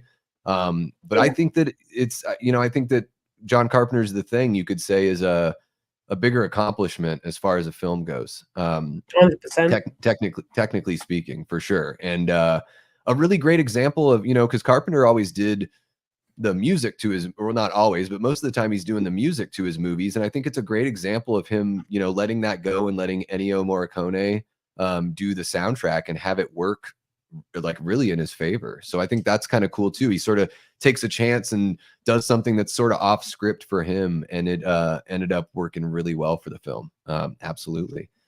And we got Jamie jumping in saying The Thing is one of the best remakes ever. Personally, I like the prequel. Anything I didn't like was because of studio interference. And I think that's true, Jamie. I don't think there's any bad performances in the prequel.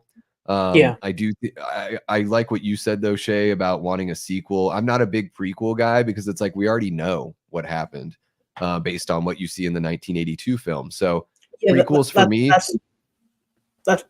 sorry to interrupt you, No, but the issue with prequels is you know what's going to happen because you can literally just see like the original film anyway. Exactly. Yeah, that's one of those things where I'm just like, I'd rather see, like, to me, I'm sort of like, man, what happens when the Thing gets in a city? Like, how long does it take to just assimilate the whole city? Like, and I know maybe that's not maybe that's not as fun of a movie, or maybe it's more of like an action movie, but at least it would be a different kind of movie and not trying to recapture the same isolating spirit of the original. Well, not the original, but the 1982 The Thing, for sure. But yeah, performance wise, I didn't see any issues. It just seemed kind of superfluous for sure. Let's see here. It looks like Jamie's walking Gina through everything to become a member and renew that membership. We love you too, Paula. Thank you so much for hanging out with us. And if you haven't gone over and subbed at Shay's channel, there's a link in the description below. And, Jamie's been posting it. Whenever you get a sec, Jamie, if you don't mind posting that link again, that would be great. And the prequel is, Jamie's kind of echoing something that I said, or maybe she even typed that before I said it. But yeah, the prequel is, like, to me, I was like, this is a remake. Like, everything is happening in the same kind of beat as the 1982. Gonna go out for supper. All right. Love you too, Paula. Have a great dinner and a great rest of your evening. Take care. See you. Have a great evening. Pearl was a prequel that did it right. One of the few prequels that I would go to bat for. I still need to see that one. I still need to see X and Pearl. I know, everyone. Don't hate me forever. All right. So going into my number 3. Is that where we're at? Yeah, number 3. Right. My number 3 is David Cronenberg's The Fly from 1986. Right? It's 86, I believe.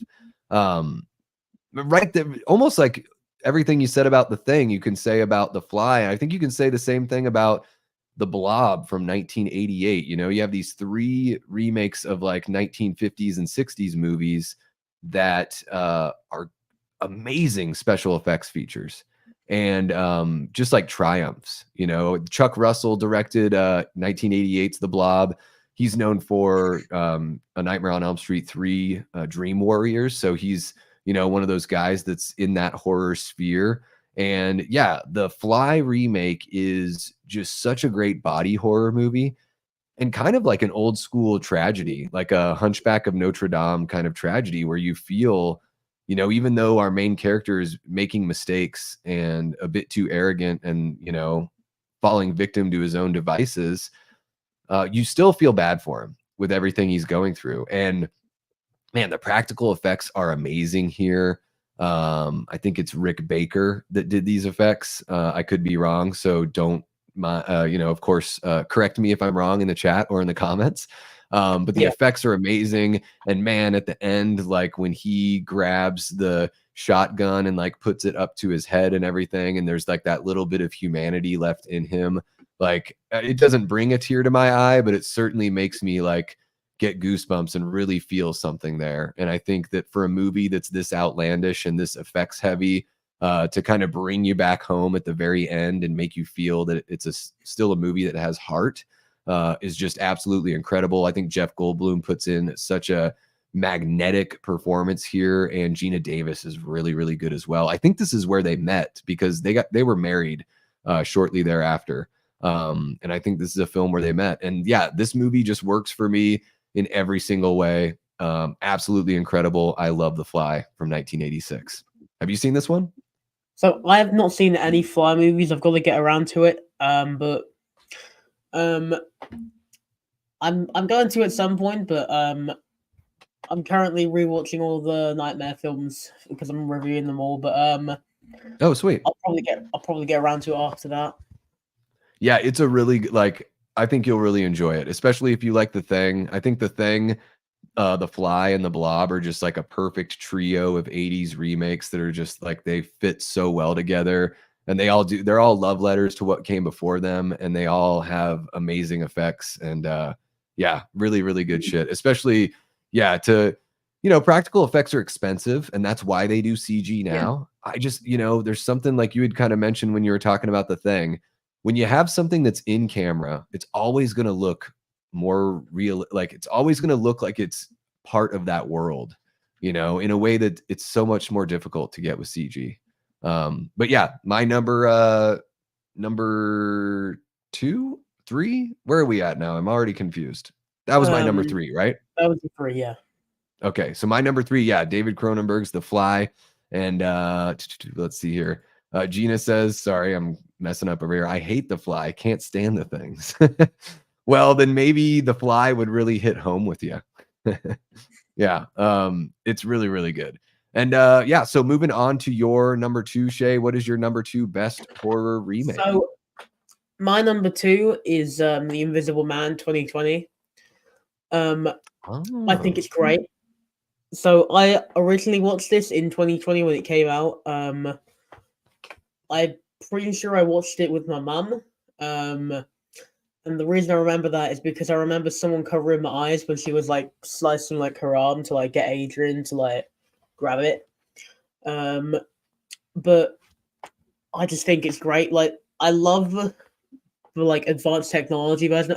But I have seen the original, and I think that's like great. Like I love like the behind the scenes of how they did the Invisible Man in that movie. But with this one, of course, it is green screen CGI, and I think Lee Winnell is like a really good like director. Like I'm excited for his Wolfman film. I know they had that thing at Halloween Horror Nights, which I'm hoping isn't the design. I'm hoping that's just some random dude that just maybe jumped there and just started like moving around, maybe. But Yeah. um, I would imagine that's not the design. I yeah, know everyone jumped on that, but there's no way. There's no way that that's going to be the design. that looks like something which would be in like some like cheesy straight to like DVD or straight TV like werewolf movie or something. But Yeah. just talking about like this movie, it's just so good. Like it definitely incorporates like just like gaslighting, psychological abuse, and things like that into the film perfectly. And it doesn't just like shove it in your face all the time. But it is obviously there. I think Elizabeth Moss's like performance as like our lead is just really, really good. And I like how they make you think that the brother is spoilers, but they make you think the brother is dead, and then it turns out that his brother was the one who's dead, and then like he's still alive at the end. Oh, see, I've never Uh, seen this one yet. I need to check it out. It's just another one that I missed. Don't worry about spoiling it for me because I don't mind. Like Alright. sometimes I read about movies before I watch them anyways. Yeah, But yeah, I've heard of a lot of really good things about this. Yeah, and it sounds like, I mean, a lot of people trust his vision with Wolfman because of, how well yeah, this one went.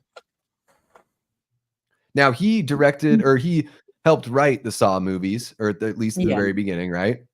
And then yeah. as far He as like The Conjuring, wrote it. he acts in those. Did he help write those as well? I think he did Or as not? well. I know he plays Adam in like the Saw movies, but Yeah. them as well, or at least the first three. I think he helped write with James Wan, and then they Mhm. just sort of like dipped. But yeah, I know he did that. I'm not sure with the Conjuring though. Or I is think it they I did might be thinking of Insidious. Insidious. They did Yeah. Insidious, yeah. Yeah.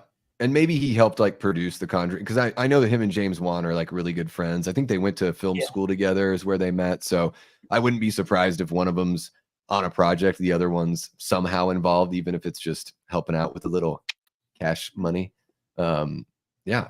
I got to check out The Invisible Man because yeah, I heard really good things about it. And then Necro and Jamie Hart bring up Hollow Man, which is another like I missed that one as well, but that was like the Kevin Bacon Invisible Man movie that came out way Yeah. back when. I think Elizabeth Shue is in that, and I've heard really good things about that movie too. And yeah, the I've effects in that movie, from what I see, like they still look pretty damn good for, especially when you think about when it was created. yeah, I mean I've not seen Hollow Man. I've got that somewhere downstairs on DVD, but I haven't got it up here, but I have got it. I've just not watched it yet. Yeah, and it's kind of like, I mean, they probably would have called it The Invisible Man, but didn't want to pay for the rights. Probably what Child's Play 2019 should have done, as we were saying earlier. They kind of went that route. Real quick here, Eli says, "Hey, Davey, I was able to get an extra copy of Late Night with the Devil Steelbook with the press kit, and we'll try and send it your way on Monday or Tuesday." You're amazing, Eli. Thank you so much, man. You are too sweet. Yeah, I had a lot of fun with that movie. I'm looking forward to the big old box set that should be arriving any day now. But having a steelbook on top of it, you are the man, Eli. Thank you so much. Lee Winnell wrote Insidious 3 for sure. All right. Looks like he wrote the original Insidious as well. Okay, cool. Yeah, I mean, that's the cool thing is somebody that's, you can trust him because he's worked in so many different facets in the horror world, acting, directing, writing, producing. Those are the kinds of people we want, involved in horror, the kind of people that are going to take everything on. I mean, even, everyone talks about Sydney Sweeney because of her physical attributes and everything, but I think what's really cool about her is you know, she was a producer on Immaculate. And so this is a young actress that's becoming, or, you know, I mean, she's become a star, and she is not only performing in horror movies, but investing in them. And I think that's like a big thing. That's one of the ways we're going to get great movies. That's with everything that went on with Melissa Barrera, you know, not having her contract renewed to come back to Scream. That's just more incentive for her to, you know what, take some of the money you got, become a producer, and become one of those decision makers, you know, on a film. And then you get to put your money where your mouth is, not only as a performer, but as a fan of the genre, for sure. So yeah, moving on to my number two. My number two is Zack Snyder's Dawn of the Dead from 2004. This movie, when it was announced, I would go to this site called darkhorizons.com all the time back then in the early 2000s.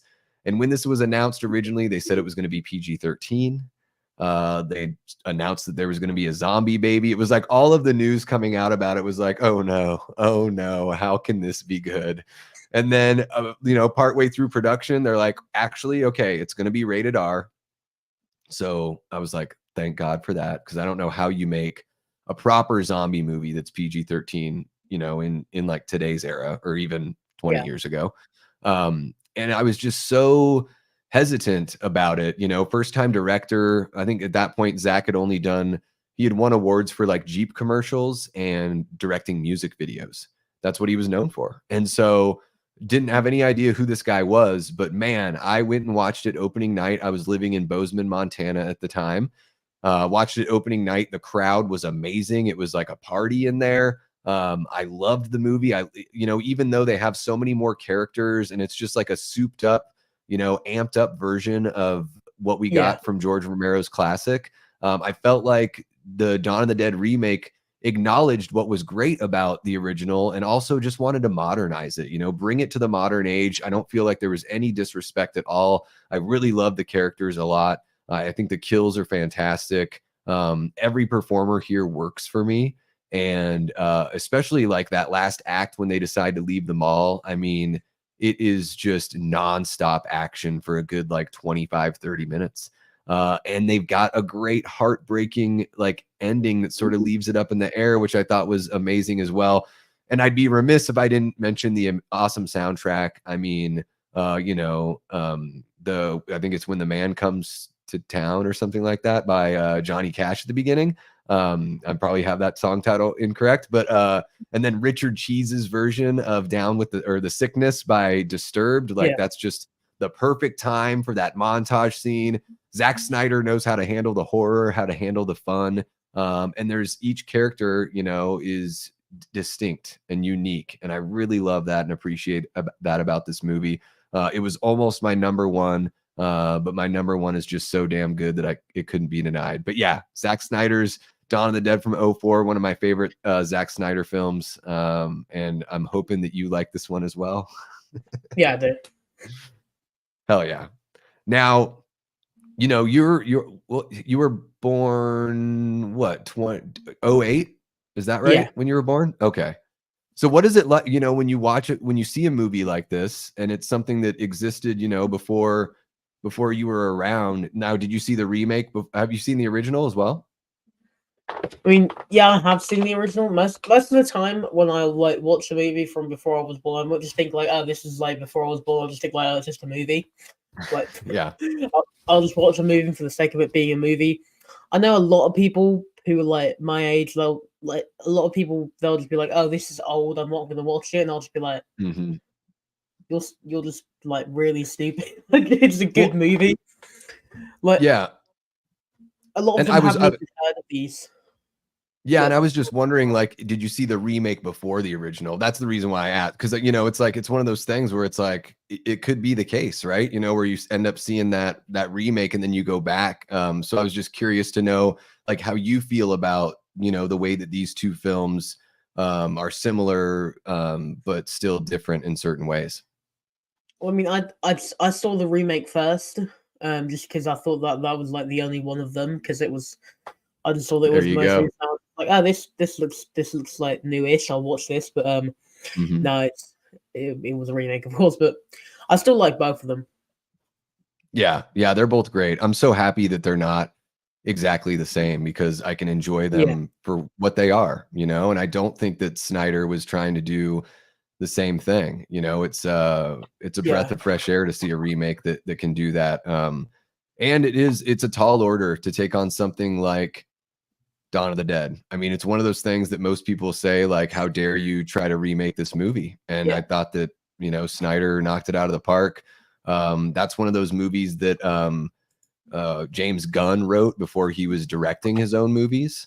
And now look at where James Gunn is. So it's like the next yeah. time you watch Dawn of the Dead, just think about that because you're like, yeah, I can totally see why this guy's career went in the direction that it's at. And now he's like the head of DC and making a Superman movie. It's just to go from Trauma. Dude, James Gunn wrote Yeah. Tromeo and Juliet.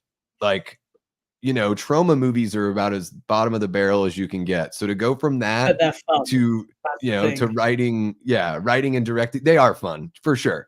They're fun, but they are very like, holy crap, like I'm watching this. Yeah, I mean, um, I love. I just have to get rid of all my South Park figures I've got. I do love a good bit of Tram. I got Toxic Avenger Pop stick. there you go. Good old Toxie. Yeah. Yeah, Yeah. And he wrote, so I think James Gunn, yeah, it was, you know, the Scooby-Doo movies he wrote. I think he might yeah. have even directed both of those, or at least one of them. And he did No, Slither, which is really good. he didn't direct the first one. I know that I did the watch party that the other day. So I know he didn't direct that, but he didn't write it. For the Scooby-Doo. Yes, he would do. Yeah, All right. And yeah, so it's amazing to see where these people can come from. And especially, yeah, when you watch the '04 Dawn of the Dead, you can totally see it. Like the quippy, really fun writing, you know, something that we definitely saw in a movie like Guardians of the Galaxy, you know, stuff like that. So I think it's fun to go back and look at people's careers, where they came from and how they've grown. And also just to me, it's kind of inspiring too. It's like, man, you can yeah, come from some place like Trauma and then be the head of, you know, DC's entire, you know, film department. It's amazing. And boom, look at that. Eli has that same let's Funko go. Pop that you've got. Hell yeah. All right. So I did put up a poll. Thank you for reminding me, Gina. I need you guys to keep me on the straight and narrow. So thank you so much. Really appreciate you. So there is a poll up there for Dawn of the Dead. I would imagine there's 4 votes now, and the remakes winning the entire thing. That's shocking. I mean, I would probably pick the original because I love the slow burn kind of feel of it. The first time I saw the original Dawn of the Dead, when Roger got bitten, it broke my friggin' heart, man. I felt sick for the whole rest of the movie. Like it made me realize that getting to know characters and having those mundane kind of moments with them, like really makes you feel like they're your friends as well. So that probably puts the original over the top for me, but they're both so great. And yeah, Yeah. moving on to our number 1 picks here. We're rounding out the stream here. What is your number 1 best horror remake ever? So I know we did kind of say this technically isn't a remake earlier, but Evil Dead, it's just so Oh, good. Like, yeah. Fede Alvarez, he's a phenomenal director. What he did here with Evil Dead was bloody brilliant. I love like how it's sort of similar to the first one, but at the same Mhm. time, it's a different story, different characters, and the gore as well. Like I love me a good bit of gore, so Yeah. Oh my that's gosh. what I Yeah. did like about this one. It's able to keep like the sort of like DIY aesthetic that the original movie kind of had, but hmm it's a bit more like high budget at the same time, and I just think it's great. Yeah, it's incredible. I mean, this is one that I looked forward to after seeing the first trailer. I was just like, man, this looks like it has that same spirit of the original, you Yeah, know, not really going for the jokey kind of side, not going for the Three Stooges approach, you know, and yeah, a lot of practical effects. I think that's a big thing. Like they do use CG from time to time in this one, but a lot of practical effects, and you can just really feel it, you know.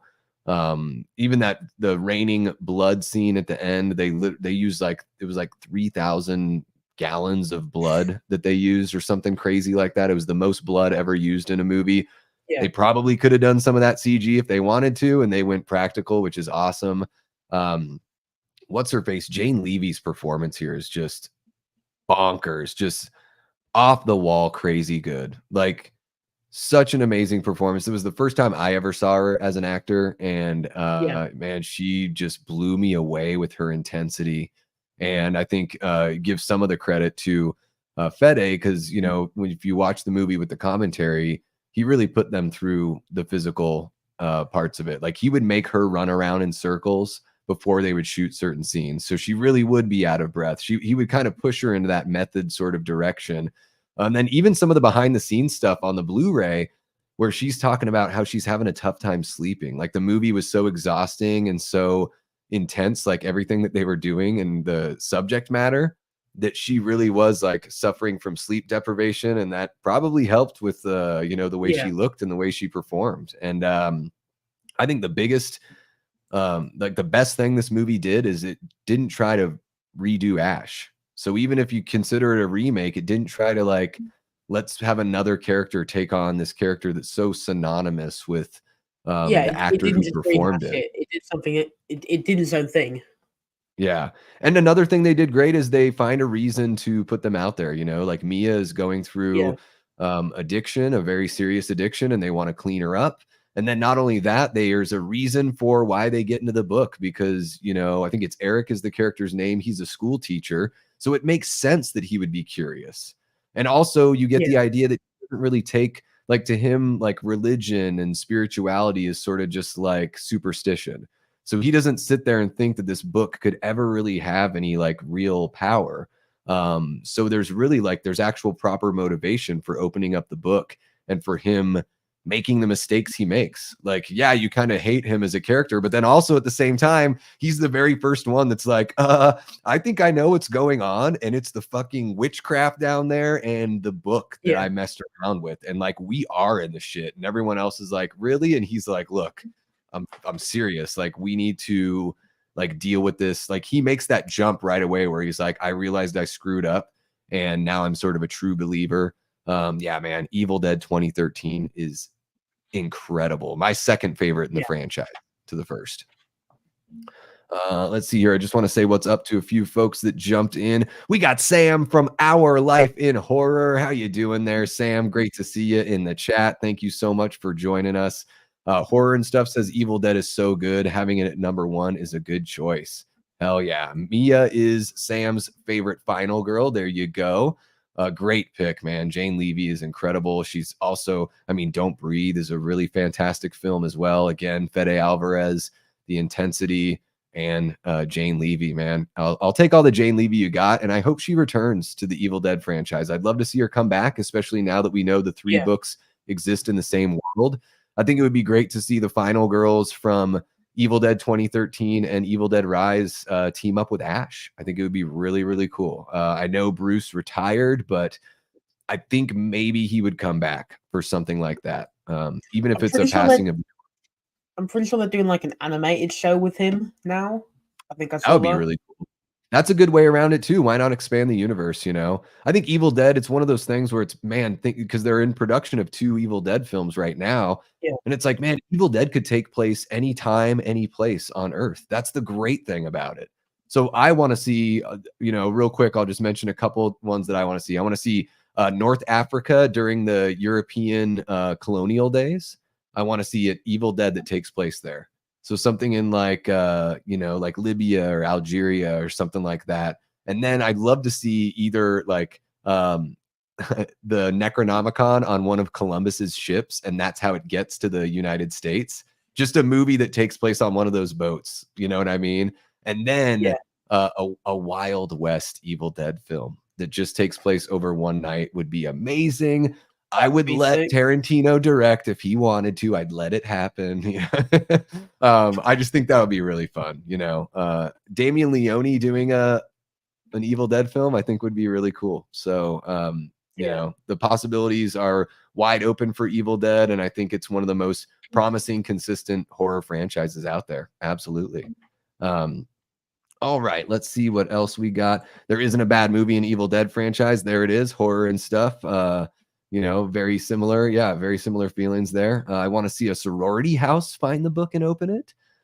That is a really good idea. Cool. See, the ideas, that's the thing about Evil Dead is you could just, there's so many possibilities. Like, you know, you might as well try to put out one of these every other year, and they could all have a different flavor. They could all be up and coming directors, you know, that just, you know, need a chance to break out into the mainstream a little bit more, because there's so much talent in the community. And I do want to see creative people work on their own stuff, but sometimes having that breakout, you know, working with somebody like Sam Raimi might be the way to do it. We got Barry. Wolfman's got nards in the chat. Thank you so much for joining us. Barry says, congrats on 1,000 subs, my friend. Very well done. Thank you so much, Barry. Real quick, I'm going to take it aside. I've been watching Barry for about like 8 years now on YouTube. He's one of the YouTubers that really inspired me. He and Lee from Drum Dums are two of the big ones that I've been watching the longest. And Barry's been cool enough to, you know, bring me on his channel a couple times now. And it's been great. And it's surreal to be on someone's channel when you've, you know, looked up to him for so long. And Barry wouldn't have gotten to 1,000 subs, man, without people like you and everyone else hanging out here in the chat. The support you've given is incredible, and everything you do on your channel is an inspiration, man. So thank you so much for hanging out and hanging out with a fellow Brit here, fellow UK folk here with SheaRants. So have a really fun time working with the folks across the pond there, as it were. Let's see here. Saying, oh, you guys are talking about backup accounts. I thought there might have been something about a movie here. Everyone's saying what's up to Barry, making him feel welcome. Thank you so much, Sam. Yeah, it just happened last night. We were watching Jason Lives, and Cody Leach jumped in and saw that we were about 4 subs away. So he said, hold my beer, and went on Twitter, and the rest is history. Hell yeah. Oh, and Chunky Jordy, Gina is going to be watching Game of Thrones. All right, so back to the task at hand. Mine, right? You gave your number one. It's Evil Dead. Yep. My number one top best horror movie remake is John Carpenter's The Thing. I mean, this one, it's got to take that top spot for me because, like I said, arguably it's his best film. And, you know, even though the original is a classic in its own right, I think what John Carpenter did, you know, making it his own thing, really pushing the boundaries of special effects with the brilliant work by Rob Bottin, who I think was just like, he's like 21 or 22 or something crazy when he did this movie. I mean, it's absolutely insane, the level of detail and the impressive nature of the special effects here. The isolation is amazing in this film as well. You can tell the actors really, you know, built that camaraderie and that friendship because the performances and the chemistry is really, really good here. You mentioned it before, Kurt Russell, fantastic. I mean, I love when Kurt Russell and John Carpenter are together. I just, for my money, I don't know if it gets any better as far as like, you know, director and actor. Maybe Samuel L. Jackson and Tarantino have like that same, like they'd be right up there. But regardless of the movie, it's just, I love every single time these guys work together. Let's see here. Wilford Brimley, who I knew as the Quaker Oats guy and the guy that does commercials about diabetes. It's just remarkable seeing him in this film, like really putting in a rock star performance. Love the Ennio Morricone soundtrack, as I had mentioned. And okay, a little bit of a personal thing. I grew up in Juneau, Alaska, and it was filmed up there in the ice fields. So they shot up on a mountain in the Juneau ice fields, and they would fly a helicopter down to get beer for the crew. So they would, which is just an incredible, you know, kind of story to tell about, you know, I was born in 82. I wasn't, you know, obviously wasn't in Alaska at that time, but I grew up there, spent 23 years in that city. So, you know, hardly anything's ever filmed there. So it's really cool and near and dear to my heart for that connection as well. But man, there's no better movies to put on during a snowstorm than The Thing or The Hateful Eight. Like those are the two, and they're very similar to each other. I always say that The Hateful Eight is like Evil Dead, The Thing, and a Western all combined. And yeah, The Thing for me from 1982, #1 best horror remake. Boom, sticking a fork in it. The lists are done. Do you have any closing thoughts or anything like that, Shay? Or, you had mentioned a project you're working on. Is there something coming up on your channel, or maybe even something that's already there that you're really pumped on and that you want to share with the folks here hanging out in the chat? So yeah, actually, so me and two other creators, Horror and Stuff, he was in the chat here. I'm not sure if he's still here, but Horror and Stuff, myself and my buddy Sip and Ice all got together at like 4 in the morning my time because we were just on a call. We wanted to do something productive. So we have a 3-hour long ranking video for like a load of horror franchises coming out soon. I've been editing it all day, so hopefully it will be coming out this week at some point, probably Friday. So yeah, that's pretty much the big thing I'm working on currently. Hell yeah. So guys, yeah, go over there, hit the sub button, hit that notification so you know when that video drops. Did you do something for Friday the 13th? I was so busy with work and everything yesterday that I just may have missed it. But did you drop something yesterday? I did a live stream ranking the films. Oh, sweet. I did see that you did a watch party though, which was cool. Yeah, that was fun for sure. Yeah, my wife and I are big fans. Our first date was on a Friday the 13th, and we got married on a Friday the 13th. So yeah, that was really cool. But live rankings are really fun. I did one of those where I did like a tier ranking or tier maker ranking. So yeah, guys, go ahead and check out, give him a little bit of a push here on this Friday the 13th weekend and give that live a watch on the replay. The way YouTube is with lives, it's so weird. They can sort of cut the legs out from under them, the day after. So it really is helpful for all content creators. If you're interested, if you check out those lives after the fact, drop a comment down below and let Shay know what your ranking is for the Friday the 13th franchise. Get him that engagement going. And yeah, man, this was really fun putting this all together. I think we did a pretty damn good job here. And for as much as I talk and for the fact that you are called SheaRants, I think we were pretty economical with our time. So another victory there for us as well. And then there you go. Jamie's dropping that link again in the chat so everyone can click it and hit that sub button for Shay. Shay is, I don't know if you want me telling everybody this, but guys, Shay's just 16 years old. Been doing this, hitting it hard for the last year or so. And, more mature and wise beyond his years. So it'll be really awesome to see just how you grow as a YouTuber, man. Like, finding your voice is something that's probably always going to be happening. I truly believe that every video I do, I'm finding my voice more and more and getting more comfortable with just, being on here and everything. So it's going to be, amazing to watch you grow. And, not only as a YouTuber, but just grow into, a young man. I mean, you're a young man now, but as you progress. And yeah, it's gonna be really awesome. So guys, sub now because it'll be really cool to look back here in the next few years and just see how much Shay's grown with his channel and everything else. And yeah, we'll probably collaborate on something here again in the future, I would imagine. We got to do what were we gonna do? A Nightmare on Elm Street watch party 2010. We'll have to like tape our eyes open so we don't fall asleep and hate ourselves forever. So Barry's got one here. Just a quick little bit of input for him. Texas Chainsaw 03, The Hills Have Eyes 06, Evil Dead 2013 are his top 3 horror remakes. That's a fantastic list, Barry. Those films are great.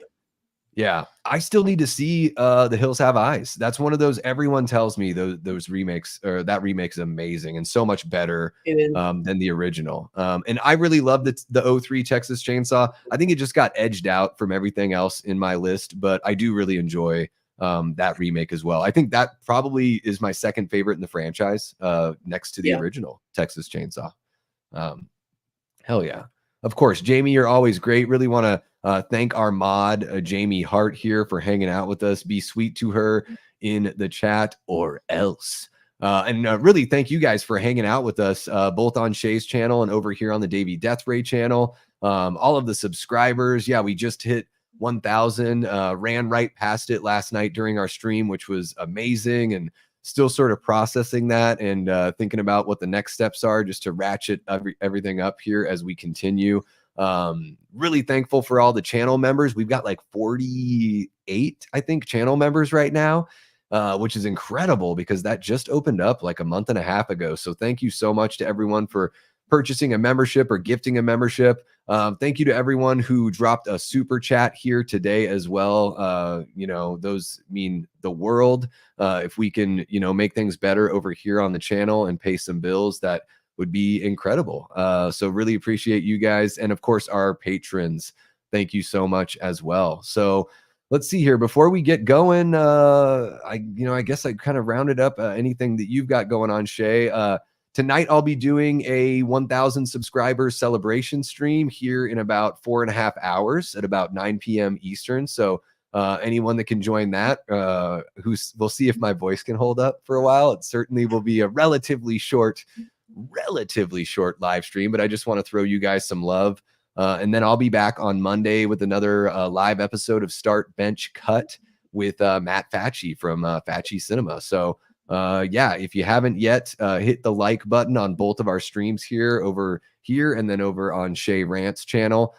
Subscribe if you haven't yet. Drop a comment if you're watching after the fact, and really appreciate you guys for hanging out with us rather. Love everything you guys do here. You guys fuel the channel, and man, it would be really, really boring without everyone in the chat being awesome. So thank you so much. Appreciate you all. And let's see here. I just want to make sure we're not missing anything else. Sam says, I've been telling Brendan I want to review Nightmare on Elm Street 2010 because I didn't hate it. Well, we need a little bit more of that so we can have some proper discourse out there, right? You got to even out the algorithm. That'll be a fun one. Looking forward to it. Funny Games is basically a shot-for-shot remake, but I like them both. You know, Necro, I've never seen those movies, but I've heard really good things about the original and the remake. So I'll have to check them out here sometime in the near future. But yeah, guys, that's going to wrap it up for us here on this stream, covering the top 5 best and worst horror movie remakes. I really want to thank SheaRants for not only joining me today, but for coming up with the idea and reaching out and floating that idea on over to me. Really appreciate you reaching out and getting this going here, Shay. So thank you for being the reason for the season on this stream. Yeah, thank you for having me. And I've been able to say it yet, but congratulations on the 1,000 subs. I did only start watching you this week pretty much, but congratulations. Yeah. Thank you so much, man. No, I really appreciate that. Of course, everyone's been so sweet about it, you know, and now all I can think about is like, all right, now how do I get to 5K? I'm just never satisfied. You know, you just want to chase that next one. I'll enjoy the 1,000 here for the rest of the day, and we'll have some fun on that stream tonight, but then it's back to it and what we can do to keep everyone happy that's already here and bring new folks so we can keep on growing that community. And yeah, best of luck to you on your, your road to 1,000 as well. Hopefully we're getting you a little bit closer to about 750. I think you're about 709 when I saw the other day. So hopefully we've moved the needle there a little bit for you. Every little bit is a nice little dopamine hit, and hopefully, you know, it fuels you in what you're doing when you're editing that 3-hour video that you've got there. All right, guys. Well, that is going to wrap it up for us. I'll see you all later on tonight at 9 p.m. Eastern. You guys are amazing. I love you all. Thank you so much. He's been SheaRants, and until next time, I've been and will continue being DAVEY DEATHRAY. Take care.